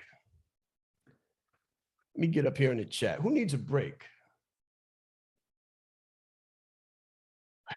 I'm not hearing. Okay, Tracy says I need a break. Does anybody else need a break? If I see one more person that says I need a break, we're going to take a break. Okay, Nadira, no problem. We're going to take a break. I want you to come back 11:20. All right? 11:20. Yes, ma'am. Thank you, Deborah. So 11:20, that's about what? 20? Nope. 16 minutes. 16 minutes. I'll see you guys in 16 minutes. Let's grow. Give me a takeaway or two before we go forward. I'm seeing people active in the comments, talking about the recordings, and Deborah says that I have collapsed time for her during her time of joining the community. That's absolutely phenomenal. I'm very glad to hear it. Listen, some takeaways. Okay, Cedric is back. All right, we're back. We're back in the building. If everybody's back in the building, different perspective on pain points. Phenomenal, Daryl. Glad to hear it. Listen, if you're back and you're ready to go, put a 1 in the chat. Just put a 1 in the chat. Just type 1 in the chat. Hey, Lila, okay. Guys, are we back? We're back in the building. Okay. Mr. Thomas, Tiffany. All right, listen, guys, let me hurry up and get through this because I promise you, I was going to take a break after the 4th point, and we ended up taking a break on the 3rd point. That's because I just desire to serve to such a high degree. I get very passionate about your success and about your growth and development and your ability to close these high ticket sales, right? I'm very passionate about it. I feel very strongly about it. I'm convicted. I'm completely sold. I'm closed. I'm completely closed on what I do. So now my goal is to close you on your ability to do the same thing too. All right. So here we go. Let me present once again. So that was takeaway 3, massive, massive action. What do you have to do after taking or during massive, massive action? You have to erase all options. Erase all options. As long as you have options, you will not be successful as a closer. And you will certainly not be able to close like a leader. Leaders lead in tough times and good times.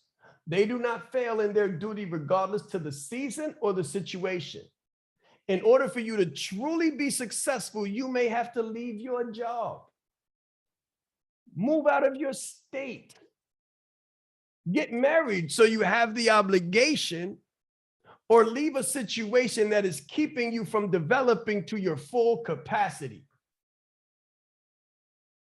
That's right. You might have to leave your job, walk out, because as long as you've got that comfort zone, you're going to stay stuck. You're going to stay at that median. You're going to stay at $50,000 an hour or $50,000 a year, and you're never going to be able to hit the $100,000, the 6-figure mark, as long as you stay comfortable within that. I remember a guy on a job that I used to work. Now, he said, Shaan, I watch you. I like what you're doing. He remembered when I wrote my first book. He was like, Shaan, I love what you're doing. You're so passionate. And you know, I had a good job. I'm a consultant. I was a consultant between 2 different government organizations in the state of New York. Independent, came when I wanted to. Made a good draw. And he said, Shaan, you're still passionate. Like you haven't lost the passion. I'm feeling everything. You know, he bought a couple books, you know, and he was really loving what we were doing. But he was like, I don't know what happened to me. He said, what happened to me was I went from a $50,000 a year job to 85. He said, I went from 50 to 85 overnight, just like that. I didn't have to work my way up. And when I got to 85, I was able to get the shrimp and scampi. He said, I was able to get the shrimp, scampi, and the steak. I was able to get the Mercedes Benz. I was able to get the woman that I wanted. I was able to get the house that I wanted.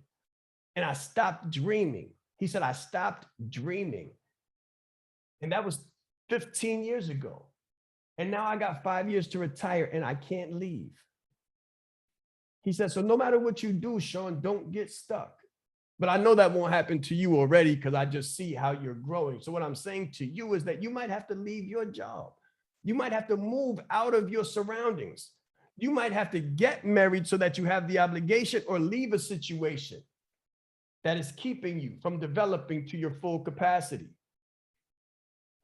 Burn the boats. Burn the boats. What are you not doing that you should be doing, but you're comfortable? That's a real question. I'm asking you a very real question. What are you not doing that you should be doing, but you're too comfortable to do it? Write it down. You don't have to put this one in the chat because I know this is painful. I know this is painful, but I want you to put it in your notebook. Write it down. What are you not doing? Are you not advertising? Are you not marketing because you really are making enough money to satisfy your quality of life right now? And the people around you not really crawling down your throat about it. Everybody's a little bit complacent and consigned to the $50,000 a year, $85,000 a year. Maybe it's $100,000 a year. And because you're at six figures, you can't really see seven. And as long as you stay in between these yellow lines, you're able to get to six regularly, year in and year out. Pandemic should have showed everybody something. Pandemic should have showed everybody something. But anyway, sleep. What about sleep? Are you sleeping late, accepting a dormant state of inaction as opposed to a dominant state of massive action? How about food? Are you eating yourself into lethargy, compensating for the lack of freedom and opportunity with what they call comfort food? Let's be honest. Let's be honest. Is that steak sizzling because that freedom isn't popping? Are there things you know you shouldn't do, but you're doing them because they make you feel good, because other things are not the way you'd like them to be? What about fun? Are you living at half-mast, trying to find fun in the same things, in the same places, with the same people? Doesn't your family deserve more, even if you've determined that you don't? Think about it. Doesn't your family deserve more, even if you've determined that you don't? See, I had to understand that it wasn't about me. I had to understand that it wasn't about me. I was okay coming from where I came from. I was okay with the education that I had. I was okay with the grind out. Like, I was okay. But I had to look at my children and say that they deserve more, even though I might be tough, even though I might be able to handle it, even though I might be able to make do. I decided that my children shouldn't have to. I decided that my children shouldn't have to, and I decided to give them possibility so they can make their own decisions. But in order for them to be able to be afforded the freedom to make their own decisions, I had to make some decisions. And not only did I have to make decisions, I had to take action on those decisions. That's the most important part. I had to take action, massive action, disciplined action, freedom equals freedom kind of actions. I had to make sacrifices so that they could see more when they woke up than I saw when I woke up. So that they could see their father in a higher capacity than I saw mine when I was growing up. I owed it. I owed it to myself. I owed it to them, and I owed it to those who came before me. to exponentially excel to heights heretofore unrecognized by those who came before me. Their sacrifice laid the groundwork for my excellence. It was my job to be excellent. I'm in 2 doctorates right now because of that day, because of the feeling of servitude and indebtedness to those who came before me and those who come after me. Enough money I've got enough money for my kids. It's not about my kids. It's about my children's children's children's children now. It's not about me and it's not about them. And my children are like, can I get this? Can I get that? Can I do this? Can we do that? And sometimes I say yes. Other times I say no. Because it's not about you. It's about your children's children's children's children. I teach them about legacy and being the example and doing the most with what they have so they can expand their potential and expand their capacity in order to do things that they thought impossible. Because I guarantee you, where I come from, people don't do 2 doctorates just like that. People don't do 2 master's degrees like that. People don't even get out of the hood.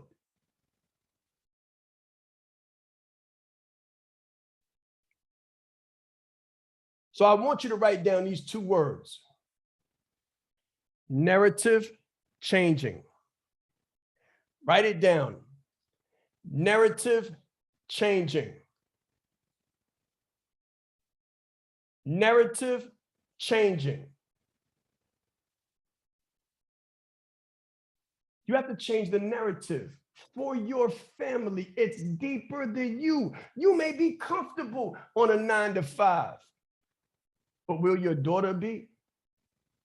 You might be comfortable compensating for your boss's ego. Will your son be? You might be comfortable trying to correlate, trying to shape shift, trying to make sure that your vacation time and your wife's vacation time meets at the same time. But is she? Is she really? Is there possibly more? Is there possibly more? That's what I want you to write down now. Narrative changing, and then I want you to write down, is there possibly more that you could do, that you could be, and that you could give? Could you give your loved ones possibly more? Do you ever say, I'm tired? Do you ever say the words no when you wish you could say yes? Do you ever say the words we can't? Do you ever say the words wait until?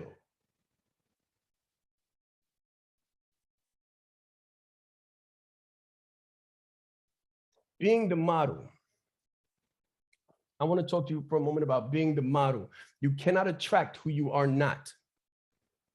You cannot close what you have not. You cannot attract who you are not, and you can't close what you have not. So here's a time feature. Have you invested the time required to be a certified closer? I know you have a business. I know you want to sell high luxury end. I know you want the 10K a month. I know you want the freedom. I know you want to fly with your family. I know you want to take the vacations. I know you want the car. I know you want the keys to the throne. I know you want all of these things. But have you invested the time required to become a certified closer? Why not? Do you know what it takes to close 4K?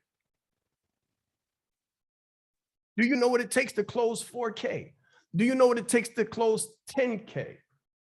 Do you know what it takes to close 100K? Do you know what it takes to close $250,000? Listen, I guarantee you, because I know from experience, it takes a different quality. It takes a different version of you to close 10K as opposed to 4K. It takes a different version of you to close 100K as it does to close 10K. The difference is $90,000. And it definitely takes a different version of you to close 250K than it does 100. Ask me how I know. The difference is $150,000 of value and $150,000 of you.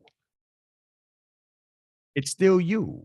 It's still the same you, but it takes a different version of you. It takes a more developed, a more refined, a more mature version of you. Have you invested the time? What about the car feature? The reason why car dealerships give the salesman their cars is because they can't sell a car that they don't love.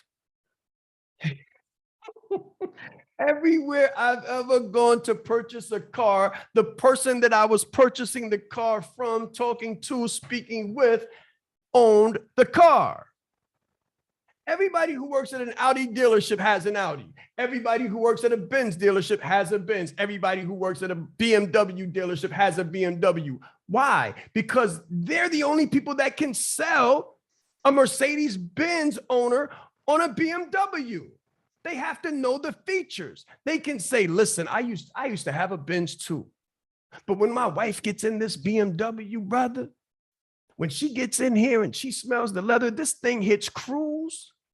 You can drive for about 15 miles down the I-95 in a straight line without touching you ain't got to touch the wheel at all.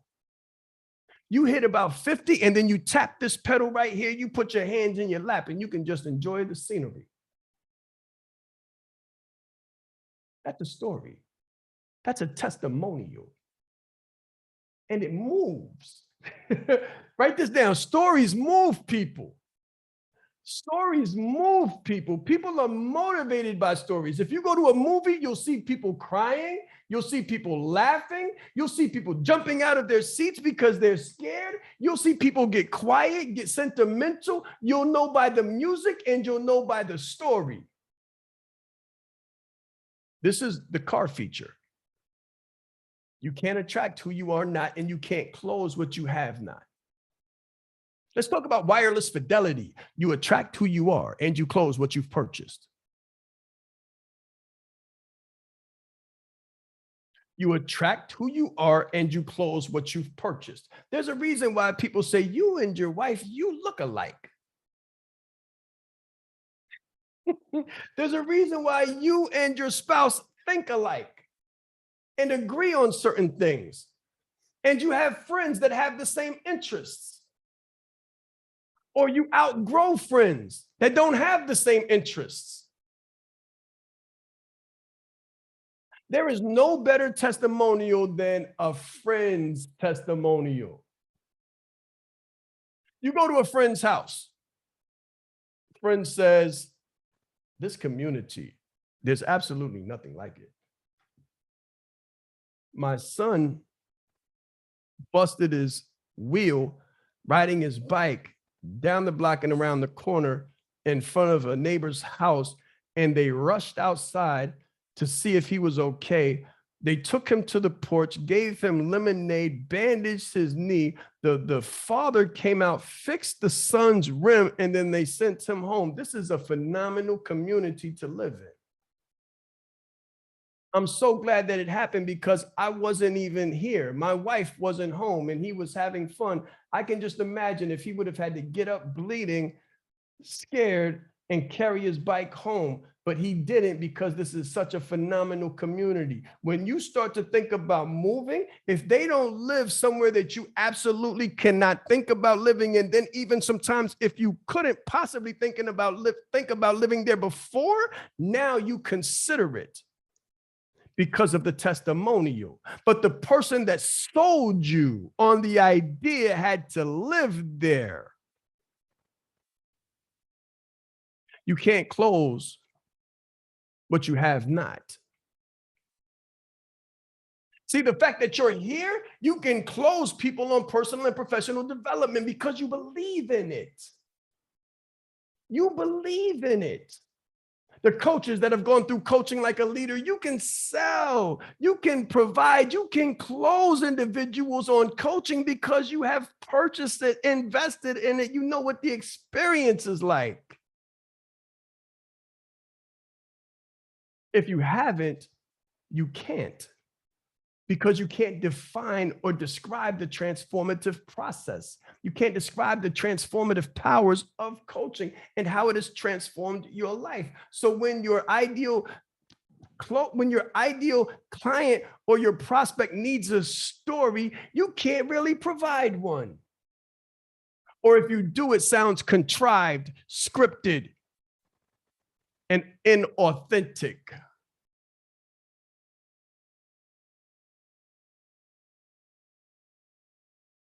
It's like a vegan trying to close me on where the best steaks are. You can't tell me where the best steaks are. You don't know. You're trying to scam me. And then I feel like you don't care because you're talking about something you don't know nothing about. So now I'm thinking about what's in it for you. Why are you trying to set me up? What's the catch? What's the catch 22?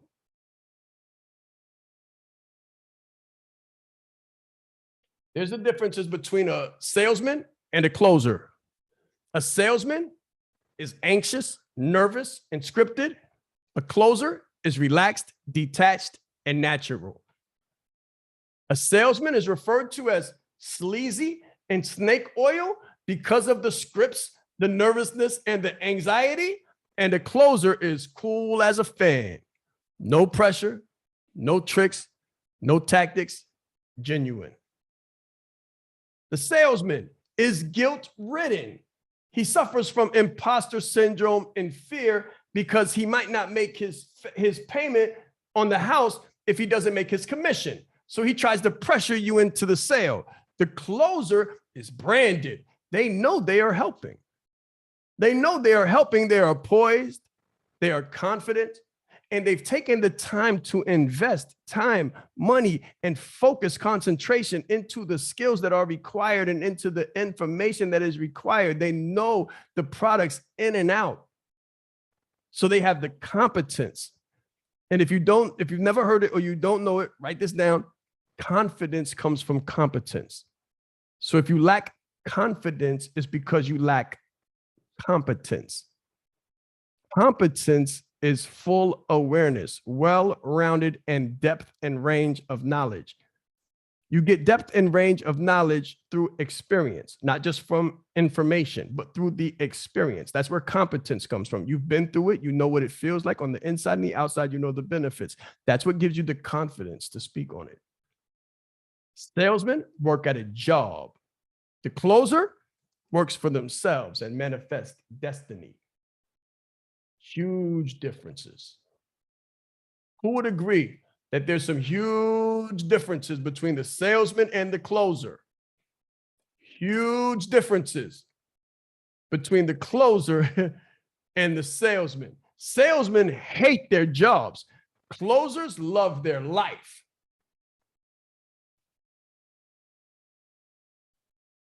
Salesmen look stressed out, and they might do things to stay above or stay afloat in their industry. The closer has a life that people admire and dream about.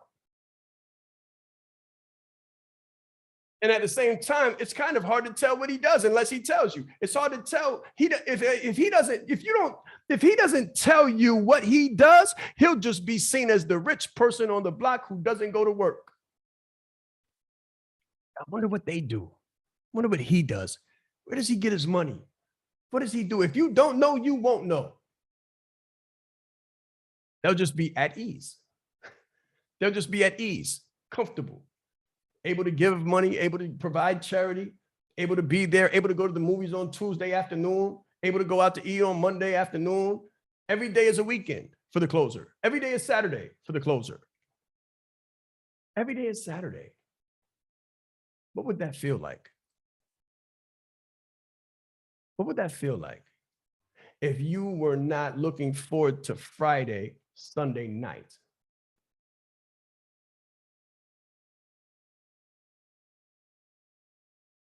And if it makes you feel some kind of way, how do you think it makes the children and the spouse feel? Takeaway number 4, close all exits. Takeaway number 4, close all exits. Burn the boats and embody the luxury closer. Make the purchases, become the individual, make the investments, allocate the time, provide all the resources needed to become and embody the luxury closer. Okay, this is when I was going to say take 20 minutes, but we already did that. So here we go. Recap. Takeaway number 1. You are not in sales. You are in solutions. Main takeaway number 2. Everyone has a why. Find yours and you find the key to closing, which is leverage over yourself and others.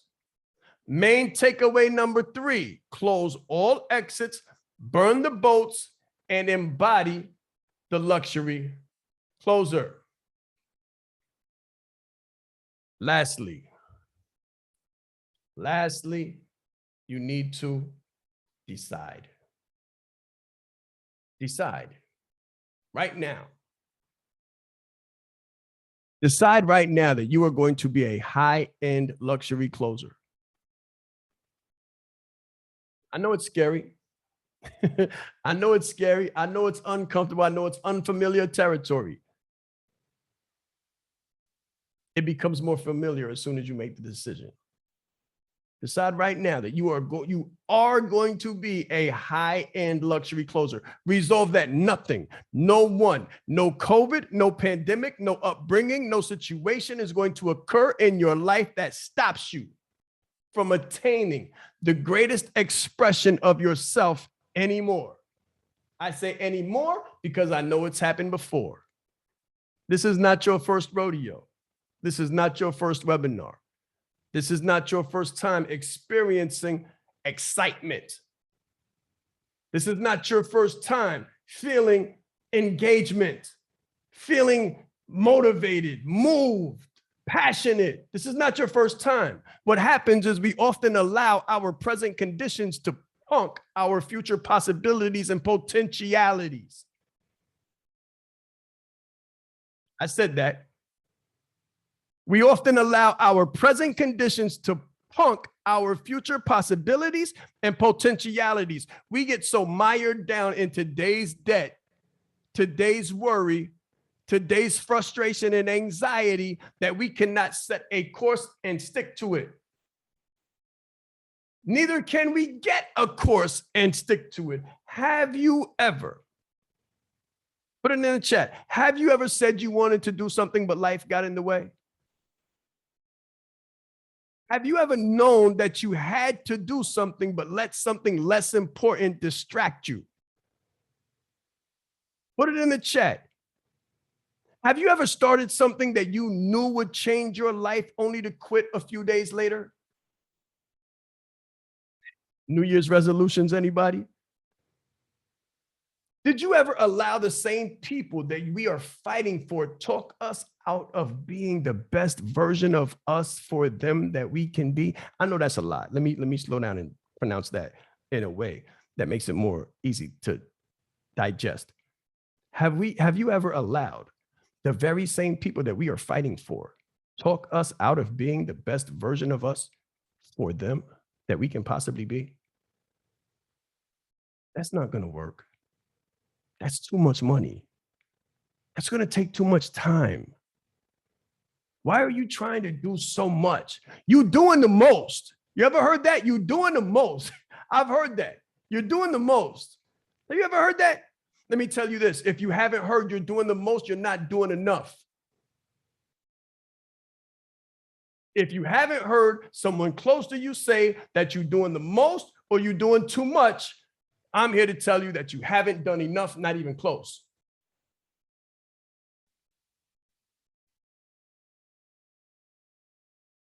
Has this ever happened to you? Because I know it happened to me. I can remember the first time that I enrolled in college. I was destined to make something of myself. I don't tell this story often because I'm not proud of it, but the first time I enrolled in college, I was only 19. I said I was going to do something greater.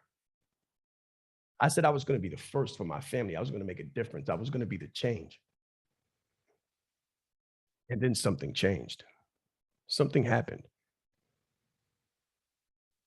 I went back to my surroundings mentally. Then I went back to my surroundings emotionally. And ultimately, I went back to my surroundings physically. I just stopped going to college. I've never told this story before. Everybody thinks I just entered college and 10 years of college, I'm in 2 doctorates, got 2 master's degrees. They just assumed that I just jumped in college and silver spoon, right? Out of Harlem. Nothing could be further from the truth. The first time I enrolled in college, I was 19 and I was charged up. When I tell you I was charged up, I love my family. I love my family. I was super passionate and I was destined to make something of myself to change the narrative. And I enrolled and I went to some classes and I loved it. But every time I left college, I went back to the block. Every time I left college, I went back to the same surroundings. Every time I left college, I went back. And I only went to college 2 days out of 7. So for 5 days, I was in the ghetto. For 2 days, I was in like a suburb setting in college. And I felt myself and I felt the possibility. And I was around different people. And I said, I can do this. But every evening after 2 hours, I had to go back to the same situation. And I went back mentally. Then I went back emotionally. And then physically, I just stopped going. I stopped fighting. I settled. And I moved into a role that society had carved out for me, like so many of us do. And because I did that, I fell a victim to a lot of other roles that society had carved out for me, like so many of us do. And because I did that, I had a bank account that society had carved out for me, like so many of us do. And I had a job and a 401k that society had carved out for me, like so many of us do. But not anymore. Listen, guys, 10 and then 15 years went by, and I was in the same situation. And I realized that if anything was going to change, it had to be me. Those same people who had talked me out of college needed me. They didn't need me to do what they thought I should be doing because they didn't know what needed to be done. They meant well. They were just uninformed. They meant well. They loved me. They were just uninformed. They needed the best version of me, but they didn't know what the best version of me was going to require. Because realistically, they had not become the best versions of themselves. They were living small lives in small cubicles, in small cars, in a small house with a small bank account and a whole lot of fear. The people who don't understand you are not supposed to. Please understand this. The people who don't understand you, they are not meant to understand you. We live in an amazing new world. Amazon has almost no stores. Uber has almost no cars. Facebook creates no content. Alibaba has no inventory. Airbnb owns no real estate. Netflix has no TV channels. Bitcoin has no physical coins. And the highest paid closers have almost nothing to sell. The world has evolved. It has transformed before our very eyes. And if I would not have changed my mind and then took the steps to change my life, took the steps to acquire the high-end skills to do the luxury high-end closing, I would be in the same situation as everybody that I grew up with.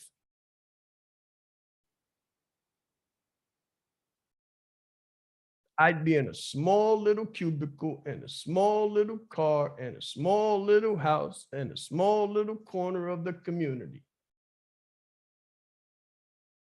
talking about a stimulus, talking about a pandemic, with the same people going to the same place for the same vacation in the same timeshare in the same other little corner of the planet.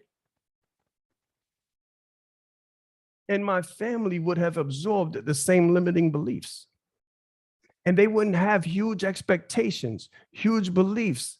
They wouldn't see huge possibilities and dream huge dreams that make them excited when they wake up. The world has evolved. It has transformed.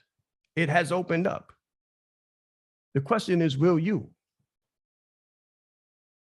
This is a closer's flow chart. I'm going to show you a decision-making and action-taking process before and after. This is a closer's flow chart. It is a decision-making and action-taking process before and after. First, in a decision-making process for a closer, you define the problem. Then you begin to brainstorm possible solutions. You research possibilities. Based on those possibilities, you establish criteria and constraints. You begin to consider alternative solutions. Out of those alternative solutions, you select an approach and you take action. You learn the skills required to close. You test and evaluate. Based on the feedback, you refine the design. You reinvent the approach. And ultimately, you create the solution and get the results and repeat. That is a closer's flow chart. That is how you go from making a decision to taking action and getting the results. Takeaway number 5 is to decide. Decide here and now that you are going to learn a skill that has no earning cap and no limit to capacity. No earning cap and no limit to capacity. Listen, if you came and you closed for me, if you were one of my closers and you came and you worked for me as a closer, and we have 20,000, 40,000, 50,000, and some 6-figure packages. Let's say $100,000. You close a $100,000 deal. Do you think that I would be upset or against the idea of giving you $10,000? Put it in the chat. Put it in the chat. I want to know what your thoughts are.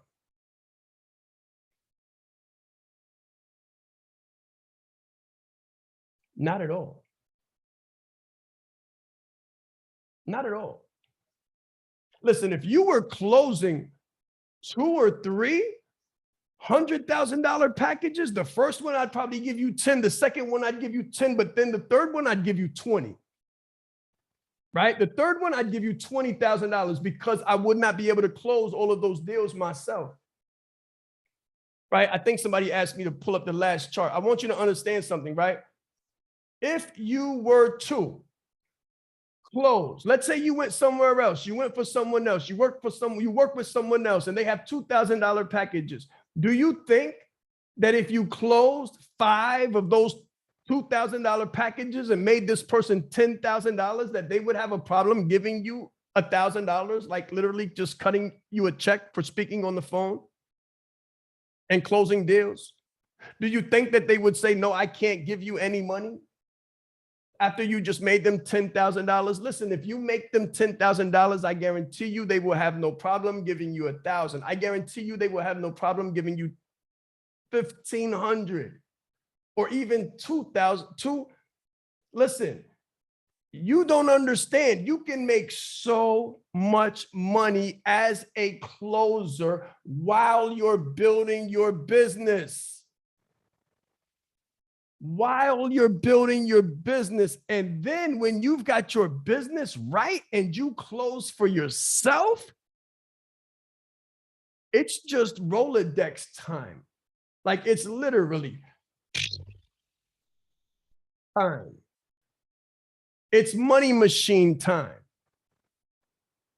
All you have to do is decide. When you get the skills of a closer, you don't have to clock in anywhere because sales is the highest.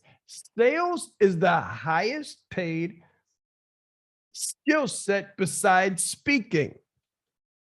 And even a speaker needs a closer. But watch this. If you're a speaker and a closer like me, you can close your deals and speak, get paid 3 or 4 times, and don't need to share that money. If you don't know the skill set that I'm talking about, then you have to go through an agency and let them close the deals and cut you a check after they take 25% of your money. And you only get the deals that they get for you. And you don't get to speak to the people and have the conversations that might change the situation. They'll just come to you and say, we haven't gotten any deals for you this month. We haven't gotten any deals for you this month. And you can't really take your own destiny into your hands. How would you like to take your own destiny into your hands and be able to close anything, anywhere, no matter what the pandemic? Remember, we did this during the pandemic. What would that look like? Just like put it in the chat. What would that look like if you were able to live from home or live on the road, right? Live on the road, be a traveling closer, be able to travel the world with your family. And as long as you had Wi-Fi, you were in business. So you'd still be sending the family on vacation. You might not be with them for 24 hours, 7 days a week, but you'd be with them because you could travel and anywhere you could log in, you could make money. What would that look like? That's the life of exactly nirvana, limitless, limitless, absolutely phenomenal. Let me tell you, it is an absolutely phenomenal life. So I'm going to tell you one more story before we go. This is on my second time in college. So this is in my time this time, but it was in my undergrad. I was in my bachelor's degree and I just entered industrial and organizational psychology classes. So I was like in my last 4 classes, last 2 terms of my bachelor's degree. And I was there early because I always show up early because I had the most to gain, right? And I had everything to lose. I wasn't a child. I was grown. I had children, right? So I'm showing up early the way I've always done. So I show up early on the call and my professor is like, Shaan, do you hear that? I didn't even know that he was on the screen because when I opened the laptop and logged in, all I saw was black. He said, Shaan, do you hear that? I said, no. He said, listen closely.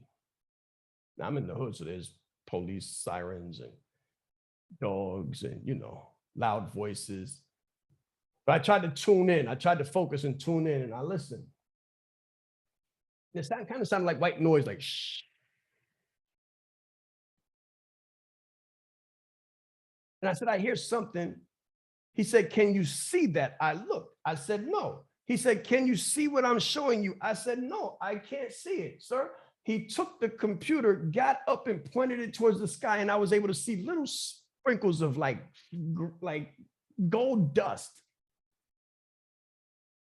And then he put the machine over the edge of the boat, and I was able to see the reflection of the moon on the water.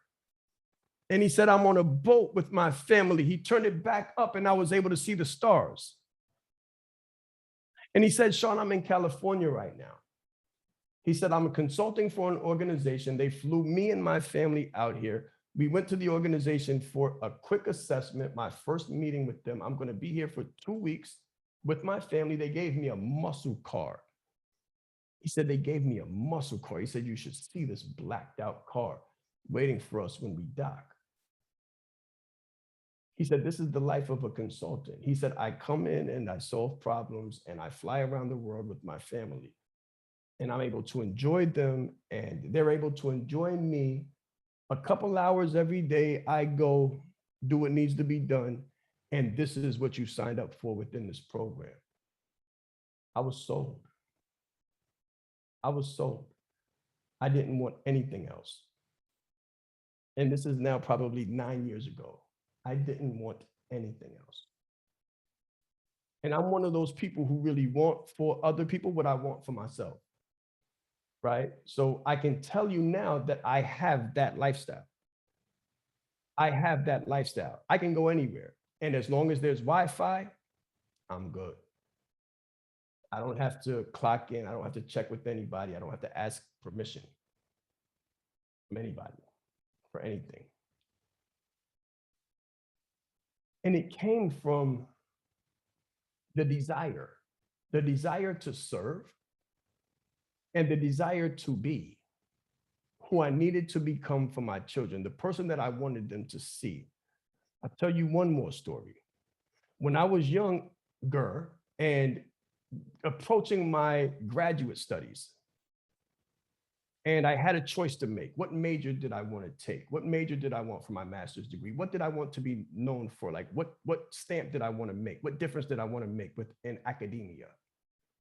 I thought of leadership because industrial and organizational psychology is leadership, executive business, executive coaching, and leader and organizational development and change.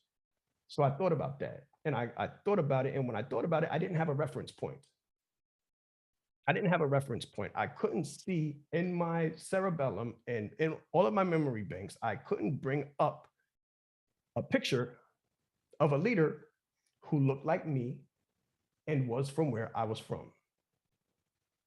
At that point, I thought about my children and I said, wow, if I can't think of a leader who looks like me or us or comes from where we come from, then they definitely can't, because I've got 30 plus years of reference. Here they are with 5 and 6 and 7 years of reference. I said, hold on. I said, that's a problem. And I really no longer had an option. I really no longer had a choice. This became something that I had to do. This became something that I didn't have a choice to do. I was compelled. I was no longer pushed or motivated. I was pulled towards this, right? And that's why I've been able to do it. And that's why I'm able to serve to this capacity and consistently give free and consistently give value, because I truly want you to be able to be successful and experience the same kind of power and freedom. Write this down. Last thing I want you to write down. There is power in freedom. There is power in freedom.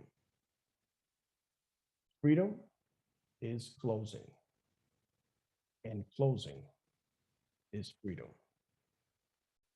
Listen, guys, I hope you have enjoyed the presentation. I hope you have enjoyed the webinar. If you have, put it in the chat. Let me know. Let me know if this has been powerful for you.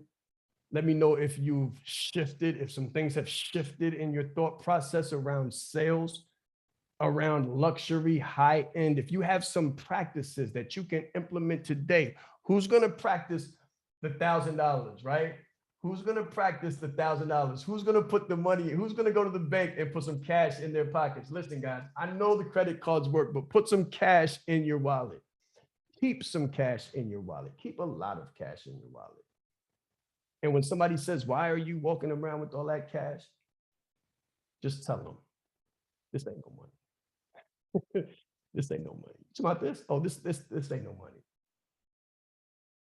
And let it be so. Let it be so. Today was the mindset. Today was the mindset. Because in order for you to get the skill set, you have to have a fertile mindset. You can't put bricks on sand. You can't build a house on sand. So I had to shore up your foundation. So hopefully we've done that and we've cracked surface, right? We've cracked surface together today. I hope you've enjoyed it. Because tomorrow we're going to start building some, we're going to start laying some bricks. Right? Tomorrow we're going to put some beams up and we're going to begin to lay some bricks. Listen, we are going into closing like a leader next week. This week coming, we start Monday for 8 weeks. It is an 8-week course where I'm going to go deep on everything that I taught here today and everything that I'm going to teach tomorrow and so much more. And if you made the choice to take this walk with us, it will absolutely transform your life and your bank account. If this has been powerful, just imagine what it would be like to spend 8 weeks with us just doing nothing at all but high-end luxury training, high-end luxury closing. This is going to be unlike anything that I've ever done before, because now I'm showing you how to pull the money out. I showed everybody how to present with Branded Like a Leader. I showed them how to put the value in with Coaching Like a Leader. Now I'm going to show you how to pull the money out with Closing Like a Leader. So again, no pressure, no pressure. This is who we are. This is what we do. This is what we will be doing, whether you're with us or not. I would much rather you be on this side so that you get all of the benefit in the world, because once we do it, it will be on autopilot. We automate processes, right? So I do it once, it's recorded, and then I sell it as a recording, but it's not live, which means it's not interactive. We're going to do it one time.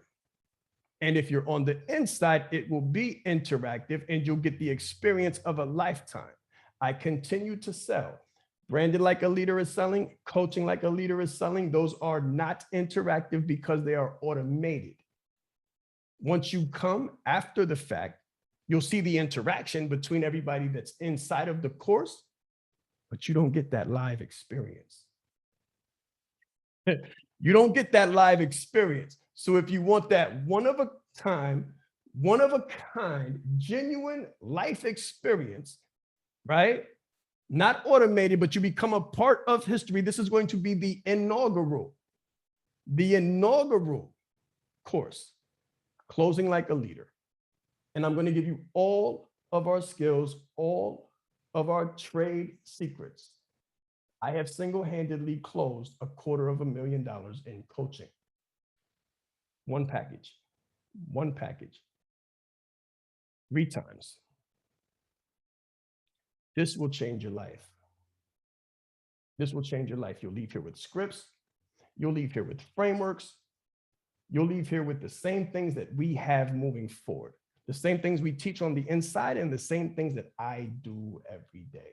The same things that I taught my closers who have also closed quarters of millions of dollars in coaching packages. This will change your life.